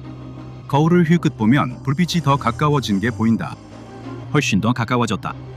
엄청난 속도로 달려오는 게 틀림없다. 이유는 모르겠지만 뒤따라오는 차에 뭔가 불안한 느낌이 든다. 뭔가 이상하다. 속도를 조금 높인다. 아마 저 차와 거리를 좀 벌릴 수 있을지도 모른다. 하지만 불빛은 점점 더 가까워진다. 속도를 더 높이지만 그들은 계속 다가오고 백미러에 점점 더 크게 보인다. 점점 긴장된다. 그들이 당신에게 달려오는 듯하다. 엑셀을 끝까지 밟는다. 하지만 그 불빛들은 쉽게 따라온다. 그리고 이제 그 차가 바로 내 뒤에 바짝 붙어 있다. 아무리 빨리 달려도 그들은 계속 뒤따른다. 불빛이 너무 밝고 가까워서 거의 눈이 멀 지경이다. 완전히 공황에 빠졌다. 무슨 일이 일어나고 있지? 이제 불빛이 네 뒤에서 좌우로 이리저리 움직인다. 그들은 무엇을 원하는 걸까? 너는 방향 지시 등 없이 급히 방향을 틀었지만 그들은 문제없이 따라온다. 넌 엑셀러레이터를 끝까지 밟고 있다. 엔진이 비명을 지르지만 그들은 점점 더 가까워진다. 그들은 내 바로 뒤 범퍼에 바짝 붙어 있다. 밝은 흰색 불빛이 눈을 너무 아프게 해서 넌 백미러를 아래로 돌리려고 손을 뻗는다. 넌 마침 고개를 들어 도로 한가운데 서 있는 사슴을 본다. 넌 브레이크를 있는 힘껏 밟는다. 밤에 타이어가 크게 끽 소리를 내고 넌 사슴을 치는 것과 뒤에서 들이받치는 것 둘 다에 대비한다. 믿을 수 없는 일이 벌어지는 순간 넌 사슴과 몇 인치밖에 떨어지지 않은 곳에서 멈춘다. 두 개의 헤드라이트가 갈라지더니 내 차 양쪽을 지나쳐간다. 너와 사슴이 잠깐 눈을 마주치며 둘 다 뭐였지? 라고 생각하는 듯하다. 사슴이 밤으로 사라지기 전에. 무슨 일이 일어나고 있는지 모르겠지만 여기서 기다리며 알아볼 생각은 없어. 차를 후진 기어에 넣고 가속 페달을 밟은 다음 180도 돌려 방향을 바꿔. 마지막 마을이 얼마나 멀었는진 기억 안 나지만 저 불빛 쪽으론 절대 안 갈 거야. 최대한 빠르게 운전하면서 백미러를 계속 확인해서 뒤에 뭐가 따라오는지 살펴봐. 아무것도 없어. 그저 어둠뿐이야. 이제야 겨우 안전해진 걸지도 몰라. 아니, 그들은 네 앞에 있어. 불빛이 갑자기 네 차 앞에 나타나. 정면 충돌을 피하려고 핸들을 세게 돌리자 차가 도로를 벗어나 날아가고 네 머리가 창문에 부딪히면서 차가 뒤집히고 구르고 굴러. 차는 도로에서 100피트 떨어진 곳에 멈춰서 뒤집힌 채로 깜빡이는 방향 지시 등 하나만이 희미하게 주변 들판을 비추고 있어. 한 개의 헤드라이트가 차로 다가오는데 그건 차량처럼 움직이지 않아. 마치 동물처럼 움직이고 있어. 너는 사고로 뇌진탕을 입었고 시야가 흐려지기 시작해. 네가 마지막으로 보는 것은 두 번째 불빛이 다가오는 거야. 다음 날 아침, 지역 보안관이 단독 차량 사고 현장을 조사하고 있어. 이상하게도 시신은 없고 옷가지 몇 조각과 테니스와 한 켤레만이 뒤집힌 차의 지붕 안쪽에 가지런히 놓여 있어. 하지만 가장 이상한 건 자동차 문 전체에 어린아이 손자국이 가득하다는 거야. 보안관은 어떻게 생각해야 할지 모르겠어. 보안관이 모르는 사실은 그가 바로 SCP-745의 공격이 끝난 현장에 도착했다는 거야. 헤드라이트로 알려진 이상하고 신비로운 생명체다. SCP 재단이 부여한 SCP-745는 북부 뉴멕시코에 버려진 고속도로 구간을 사냥터로 삼는 이족보행 야행성 포식자다. SCP-745의 가장 두드러진 특징은 머리인데 머리 윗부분이 부풀어 오른 반투명 피부 주머니로 되어 있다. 머리에는 눈에 보이는 감각기관이 없고 단단한 두개골도 없는 것으로 보인다. 이 생물의 뇌는 반투명한 피부를 통해 직접 볼 수 있으며 그 피부는 생물 발광기관의 그물망으로 덮여 있다. 이 기관들은 1400에서 3200 루멘 사이에 일정한 밝기를 내는데 이는 밝은 제논 가스 헤드라이트와 맞먹는 수준이다. 이 개체는 이 빛의 색을 바꿀 수 있을 뿐만 아니라 특정한 패턴으로 빛을 깜빡일 수 있는 능력이 있는 것으로 관찰되었다. 이런 행동은 자신을 방어하기 위한 방법으로 사용될 뿐만 아니라 같은 종의 다른 개체들과 소통하는 수단으로도 사용될 수 있다고 추측된다. SCP-745의 나머지 몸은 빛을 거의 흡수하는 것처럼 보이는 짙고 어두운 검은색 피부로 덮여 있다. 이러한 특징은 눈이 부실 정도로 밝은 머리 돌출부와 결합되어 어둠 속에 떠있는 빛의 점처럼 보이게 만든다. SCP-745 개체들은 거의 항상 짝을 이루어 사냥하며 선호하는 사냥터는 외진 고속도로 구간이기 때문에 쉽게 다가오는 자동차 헤드라이트로 오인될 수 있다. 두 SCP-745 개체는 완벽하게 동기화되어 함께 움직일 수 있으며 시속 180km까지 나란히 달릴 수 있다. 함께 그들은 고속도로에서 발견한 홀로 있는 차량을 표적으로 삼아 추격하거나 곧장 달려들기 시작하며 불운한 운전자에게는 빠르게 다가오는 자동차가 접근하는 것처럼 보이게 만든다. 그들이 목표 차량에 가까워지면 두 개체는 운전자가 두려움의 차를 세우도록 강요하거나 아예 도로 밖으로 밀어내는 등 어떤 수단을 써서라도 차량을 멈추려고 시도한다. 그들의 먹잇감이 멈추거나 충돌하거나 다른 이유로 움직일 수 없게 되면 두 개체는 함께 움직이던 것을 멈추고 각각 따로 차량에 접근해 직접 공격한 뒤 차량의 탑승자를 잡아먹는다. 공격이 끝난 후에는 피해자의 신발에 남은 몇 조각의 옷가지 외에는 거의 아무런 흔적도 남지 않는다. 사고 중에 입은 손상 외에는 결코 다른 몸싸움이나 강제로 침입한 흔적이 없으며 현장에 남는 유일한 다른 증거는 SCP-745의 작은 앞발에서 남은 어린아이 같은 손자국뿐이다. 이상하게도 SCP-745의 유전자 구조를 분석한 결과 인간과 달리 탄소 기반 생명체가 아니라는 사실이 밝혀졌으며 이는 인간의 살을 섭취해서 영양분을 얻을 가능성은 낮다는 것을 의미한다. 따라서 이들은 단순히 오락이나 어떤 다른 형태의 변태적인 즐거움을 위해 사냥을 하는 것일 수 있다는 이론이 제기된다. 이 질문은 여전히 답이 없는 상태인데 현재까지 SCP-745가 야생에서 먹이를 먹는 장면이 관찰된 기록이 없으며 성공적인 공격 이후에는 목격자가 남지 않았기 때문이다. 그리고 SCP-재단에 의해 포획된 개체들은 전혀 먹으려 하지 않는다. SCP-745의 은신처, 둥지 또는 기타 피난처는 한 번도 발견된 적이 없으며 재단은 이 개체의 번식지나 어린 개체도 찾아내지 못했다. 이들이 어떻게 번식하는지 아니면 번식 자체를 하는지 그리고 언제 처음 나타났는지는 알려져 있지 않다. 알려진 사실은 1960년대 재단 팀이 이들의 개체 수를 줄이기 위한 프로그램을 시작하기 전까지 이들이 미국 남서부 전역에 넓은 사냥 영역을 구축하고 있었다는 것이다. 지금까지 그 노력은 성공적이었던 것으로 보이며 최근 SCP-745의 목격 사례는 모두 뉴멕시코 북부의 특정 고속도로 구간에만 국한되어 있다. SCP-745는 유클리드로 분류되었으며 민간인들의 잠재적 노출을 제한하기 위해 재단은 해당 고속도로 주변에 토지를 매입했고 차량 통행은 다른 도로로 우회하도록 조치했다. 재단 보안팀은 고속도로 순찰대원으로 위장하여 위험한 고속도로 구간에 실수로 들어온 침입자나 길을 잃은 여행자들을 즉시 그 구간에서 내보내야 한다.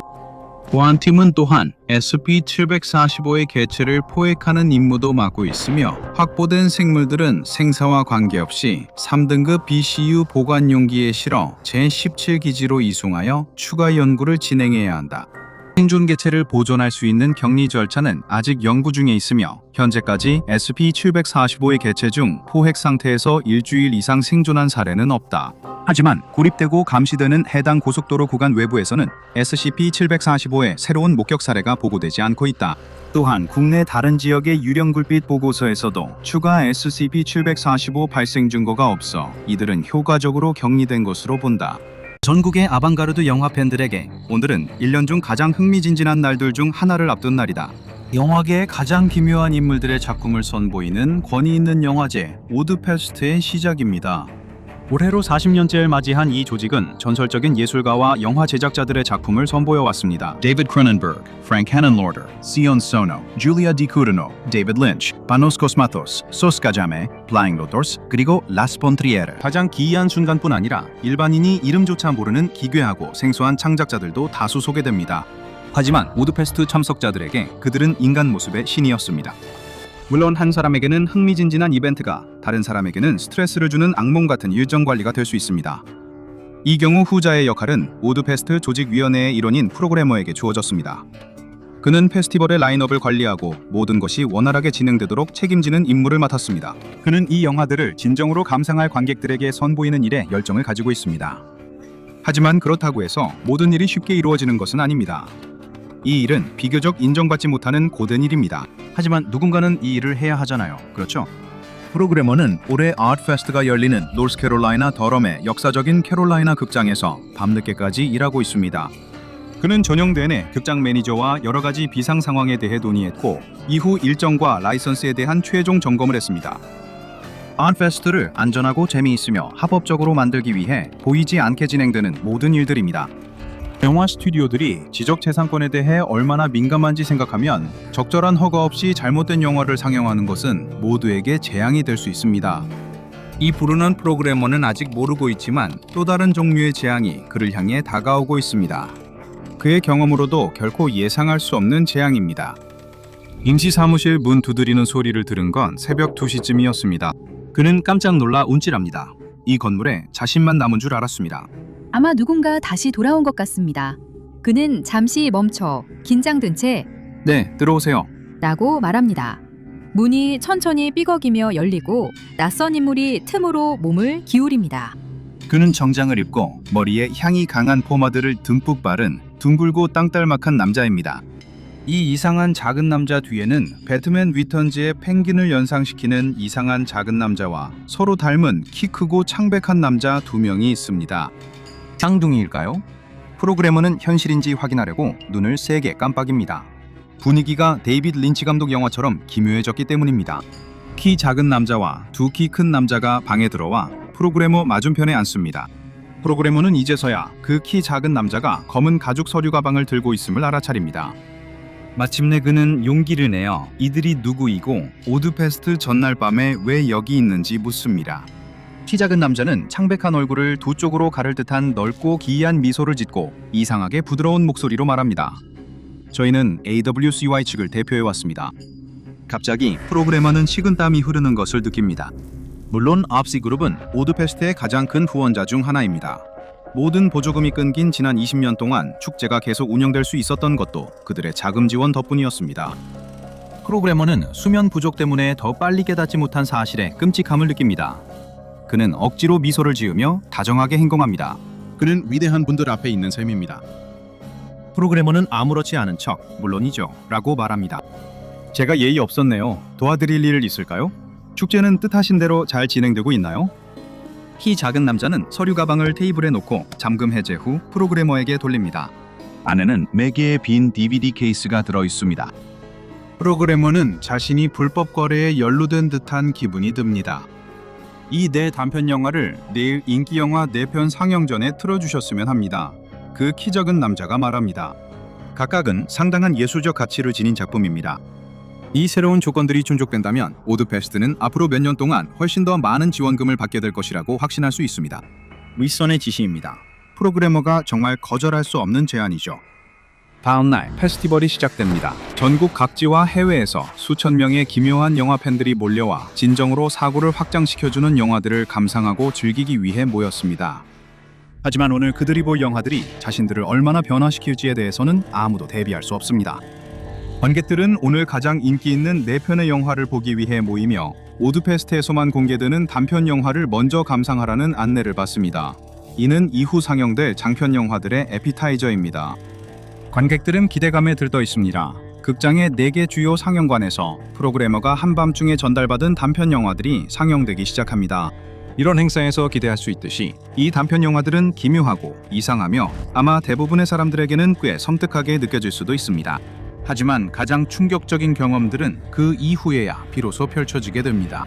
프로그래머와 동료들이 경악하는 가운데 캐롤라이나 극장에서 대형 참사가 벌어집니다.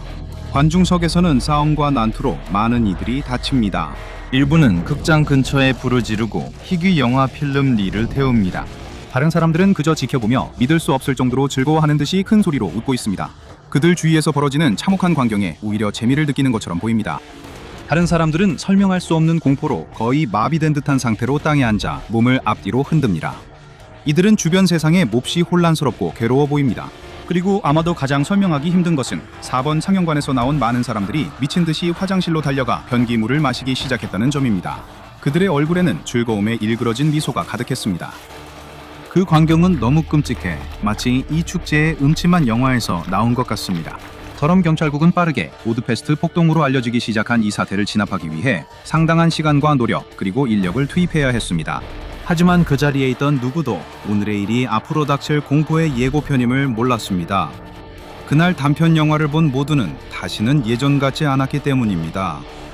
이것은 영화 애호가에게는 최악의 악몽처럼 보일 수 있지만 안타깝게도 SP를 상대할 때는 냉혹한 현실일 뿐입니다. 1127은 Are We Cool Yet? 라는 변칙 예술 집단의 구성원들이 만든 것으로 추정되는 23분에서 42분 길이의 변칙적인 단편 영화 시리즈입니다.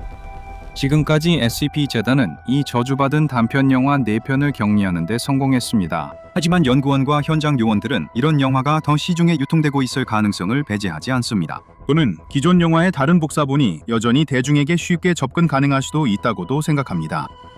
이 영화들이 재단 기록 보관소에서 개별적인 지정이 아닌 집합적인 지정으로 분류된 이유는 영화를 목격한 사람들이 내용은 매우 다를 수 있음에도 불구하고 상당한 스타일적 유사성이 있다고 보고했기 때문입니다. 예를 들어 각 영화의 대부분의 영상은 다른 영화, 뉴스 영상, 다큐멘터리, TV, 기록 영상 등 기존에 존재하는 소스에서 가져온 것입니다. 각 영화에는 영화의 일종의 주제적 통일성을 부여하는 내레이터 캐릭터도 등장합니다. 이 내레이터들은 때때로 재활용된 영상에 어떻게든 끼어들기도 합니다. 이 영화들을 시청하면 시청자의 성격과 기질에 영구적인 변화가 일어나며 재단은 현재까지 이를 성공적으로 치료할 방법을 찾지 못했습니다. 영화 기억을 지우는 기억 속어 치료를 해도 효과를 바꾸는데 전혀 도움이 되지 않습니다.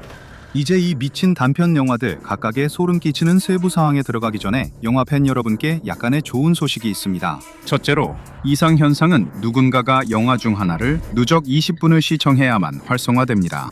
그러니까 영화를 보다가 우리가 곧 이야기할 특징들을 알아차리게 된다면 이상 현상이 발현되기 전에 자신과 다른 사람들을 그 자리에서 꼭 벗어나게 하세요. 오디오와 영상을 따로 감상하면 이상 현상이 없으며 이 영화들은 전체적으로 볼 때만 영향을 줍니다.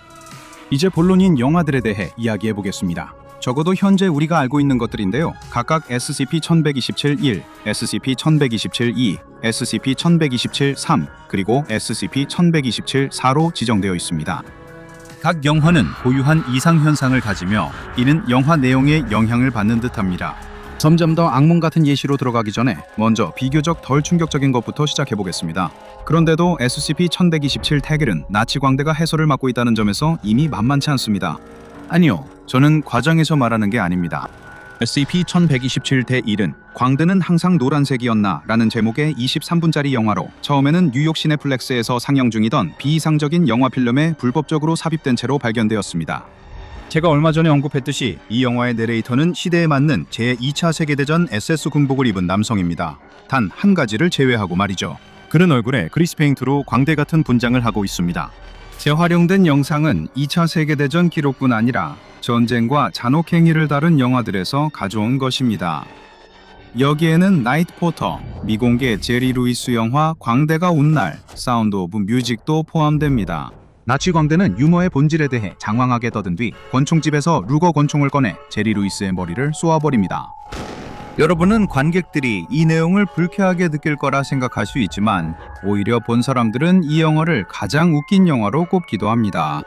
이 영화의 이상 현상을 경험한 사람들에게 그 기이함은 끝나지 않습니다.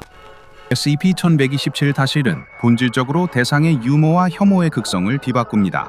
그들은 평생 우울하거나 음침하고 역겹게 여겨지는 것들을 아주 웃기다고 느낍니다. 반면에 아무리 무해한 코미디라도 그것을 역겹고 불쾌하게 느끼게 됩니다. 전쟁, 비극, 잔혹함, 그리고 장례식이 갑자기 우스꽝스럽게 느껴지지만 재단 연구원들이 D계급 인원 집단에게 이 영화를 실험했을 때 그들은 코미디에 대해 극심한 신체적 혐오 반응을 보이기 시작했습니다. 한 D계급 인원은 몬티 파이썬의 플라잉 서커스 에피소드 시청 중 신체적으로 제지되었습니다. 하지만 대중 앞에서의 이상한 반응과 매우 특이한 미디어 취향을 제외하면 이 영화는 재단의 간단한 기억 속어 치료 후에 사회생활을 못하게 만들지는 않습니다. 아쉽게도 다음 작품에는 같은 말을 못하겠습니다. SCP-1127 이는 Crazy Where You Are라는 37분 영화로 온라인에 게시된 상태로 발견되었습니다. 재단이 차단 전까지 4자릿수 조회수를 기록했습니다. 그 영화의 위험한 변칙 효과로 인해 그 기간에 어떤 끔찍한 피해를 일으켰을지 아무도 확실히 모릅니다. 영화에서 12살 소녀가 내레이더로 나오며 파란 드레스와 검은 도미노 마스크를 쓰고 고민형에게 체계적으로 수술을 합니다. 이 마스크는 조로나 배트맨의 조수 로빈처럼 영웅들이 자주 쓰는 것과 유사합니다. 하지만 Crazy Where You Are의 내용과 결과는 결코 영웅적이지 않습니다. 그 소녀는 소름 끼치게 넌 무엇이 두렵니? 라고 속삭입니다. 폭력. 폭력이 답일까봐 두렵니? 아니면 그게 질문일까? 네가 두려워하는 질문을 해봐. 넌 이미 답을 알고 있어. 고통은 아프지 않아. 아래에서는 악명 높은 충격 영화 죽음의 얼굴들부터 1940년대 오래된 벅스버니 만화까지 정말 세월이 지나면서 좋지 않게 변한 어린이 미디어와 엄청나게 폭력적인 미디어가 뒤섞인 몽타주가 재생되고 있습니다.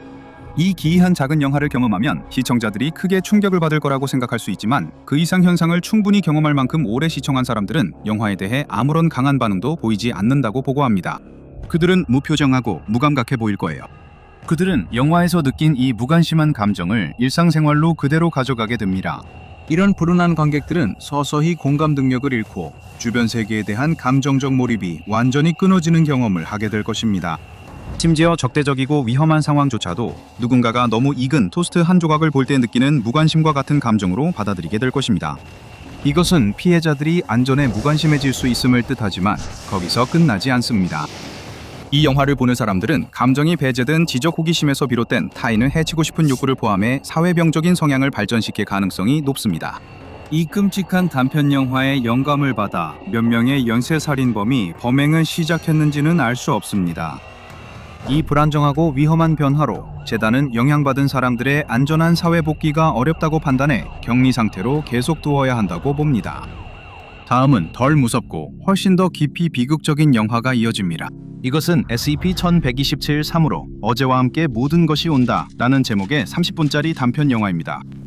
이 교활한 작은 영화 작품은 미시간 해안가의 한 마을에서 불법 UHF 신호를 통해 아무것도 모르는 사람들의 눈앞에 나타났고 공영 TV를 시청하던 순진한 시청자들에게 72시간 동안 저주받은 영화를 반복해서 노출시켰습니다. 이 영화의 실물 복사본은 SPP 재단이 한 번도 입수한 적이 없으며 원래 녹화된 방송만으로도 재단은 두 자릿수에 달하는 사람들이 이 영화의 위험한 변칙적 특성에 영향을 받았다는 사실을 알고 있습니다. 이 영화의 내레이터는 30대 중반 여성으로 엘리자베스 시대 무도회 드레스와 쥐 얼굴 모양의 황금 가면을 쓰고 있으며 이 가면은 얼굴에 영구적으로 붙어 있습니다. 이 내레이터는 완전한 문장이 아닌 으스스하게 단편적으로 말합니다. 한 장면에서는 속삭이기도 합니다. 욕망하다, 열망하다, 요구하다, 공모하다, 획득하다, 은퇴하다, 만료되다, 화여, 장작더미, 거짓말쟁이, 거짓말쟁이, 거짓말쟁이, 거짓말쟁이. 그 후 그녀는 몇 분 동안 계속해서 거짓말쟁이라는 단어만 반복했습니다. 로보캅, 성서 대서사시, 10계명, 프랜시스 포드 코폴라의 지옥의 묵시록, Natural Born Killer, 이레이저 헤드, 그리고 조지 로메로의 오리지널 새벽의 저주 등 여러 고전 영화에 편집된 영상이 재생됩니다. 이처럼 기묘하고 다양한 구성을 보면 이 이상한 작품을 본 후 어떤 결과가 남을지 궁금할 것입니다. 간단히 말해서 이 작품은 심각한 기술 공포증을 유발합니다. 당신은 끊임없이 불안해하는 러다이트가 되어 조금이라도 기술적인 것이라면 무엇이든 두려워하게 됩니다. 우리는 이 말을 가장 넓게 사용합니다. 기계적으로 만들어진 모든 것, 가구나 옷 같은 것들이 All Comes With Yesterday를 본 불운한 시청자들에게는 두려움의 대상이 됩니다. 이 영화가 유발하는 공포증의 삶을 바꿀 정도의 심각성 때문에 영향을 받은 사람들은 정상사회로 다시 통합될 수 없으며 영구적으로 시설에 수용되기 전에 반드시 A급 기억 소거제를 투여받아야 합니다. 그리고 마지막으로 여러분의 심리적 건강을 위해 대부분 상상에 맡길 영화 SCP-1127-4입니다. 불길한 제목인 왜 울고 있니? 라는 42분짜리 영화입니다. 이 영화의 DVD 300장 이상이 캐나다 여러 서점의 바디로맨스 소설의 페이지 사이에 끼워져 있었고 책과 함께 제공되는 특별 부록이라고 주장했습니다. 정적으로 호기심이 많아 이 영화를 본 사람들은 인생이 크게 나빠졌습니다. 이 영화의 내레이터는 위협적인 가죽 마스크로 얼굴이 가려진 남자입니다. 그는 사랑과 끌림의 본질에 대해 자유로운 독백을 합니다. 다양한 충격적이거나 추상적인 영상 위로 말이죠. 언더그라운드 영화와 컬트 클래식에는 프리마스터 샘, The Rocky Horror Picture Show, 그리고 피에르 파솔리니 감독이 살해 전 마지막으로 만든 1975년작 살로 같은 악명 높은 작품들이 있습니다. 이 영화를 충분히 오래 보는 사람이라면 누구나 끌림의 본질에 대해 매우 독창적인 생각을 하게 될 것입니다. 우리 대부분이 다소 이상하거나 불편하게 느낄 수 있는 생각들입니다. 여기까지만 말씀드리겠습니다. 하지만 왜 우는 거야에 영향을 받은 많은 사람들은 시청 후 사회로 돌아갈 수 없으며 격리 상태를 유지해야 합니다. 격리. 외부에서 발견된 이러한 저주받은 영화의 모든 사례는 로저 이버트라는 상징적인 영화 평론가의 이름을 딴 기동 특무부대 뮤53, 일명 이버트의 엄지에 관할하에 있습니다. 실물 복사본은 압수되어 보관되어야 하며 디지털 복사본은 격리 및 강력하게 암호화된 후 안전을 위해 무력화되어야 합니다. SCP-1127 개체는 기밀 사이트의 보안 미디어 금고에 보관되어야 하며 현장 책임자의 직접 승인을 받은 경우에만 실험을 위해 꺼낼 수 있습니다. D계급 인원만이 영화 전체를 시청하는 것이 허용됩니다. 실험 중에 재단 인원이 어떤 영화든 누적 15분 이상 노출될 경우 안전상의 이유로 다른 프로젝트로 재배치되어야 합니다. 영화를 시청한 사람들은 재단 소속 심리학자와 정신과 의사에게 전면적인 심리평가를 받아야 하며 이를 통해 그들에게 미친 영향의 정도를 파악하고 추가 치료가 필요한지 여부를 결정해야 합니다. 다행히도 이 변칙 현상은 비활성적이기 때문에 여전히 안전등급으로 분류되어 있지만 어딘가에 영화 복사본을 가지고 숨어있는 사람이 있다면 언제든지 아무것도 모르는 사람들에게 영화를 노출시켜 끔찍한 피해를 일으킬 수 있습니다. 수상한 사람이 지하실의 비공개 영화제에 초대한다면 거절하는 것이 좋습니다. 이런 영화들은 당분간 크라이테리언 컬렉션에 포함되지 않을 테니까요. 영화는 인생을 변화시키는 경험이 될 수 있습니다. 누구나 한 번쯤은 자신의 인생을 구하고 모든 것을 바꿔놓은 영화를 본 적이 있을 겁니다. 이번 주말에 단편 영화를 몇 편 몰아볼 계획이라면 자신이 어떻게 변화되고 싶은지 확실히 알고 있는 게 좋을 겁니다.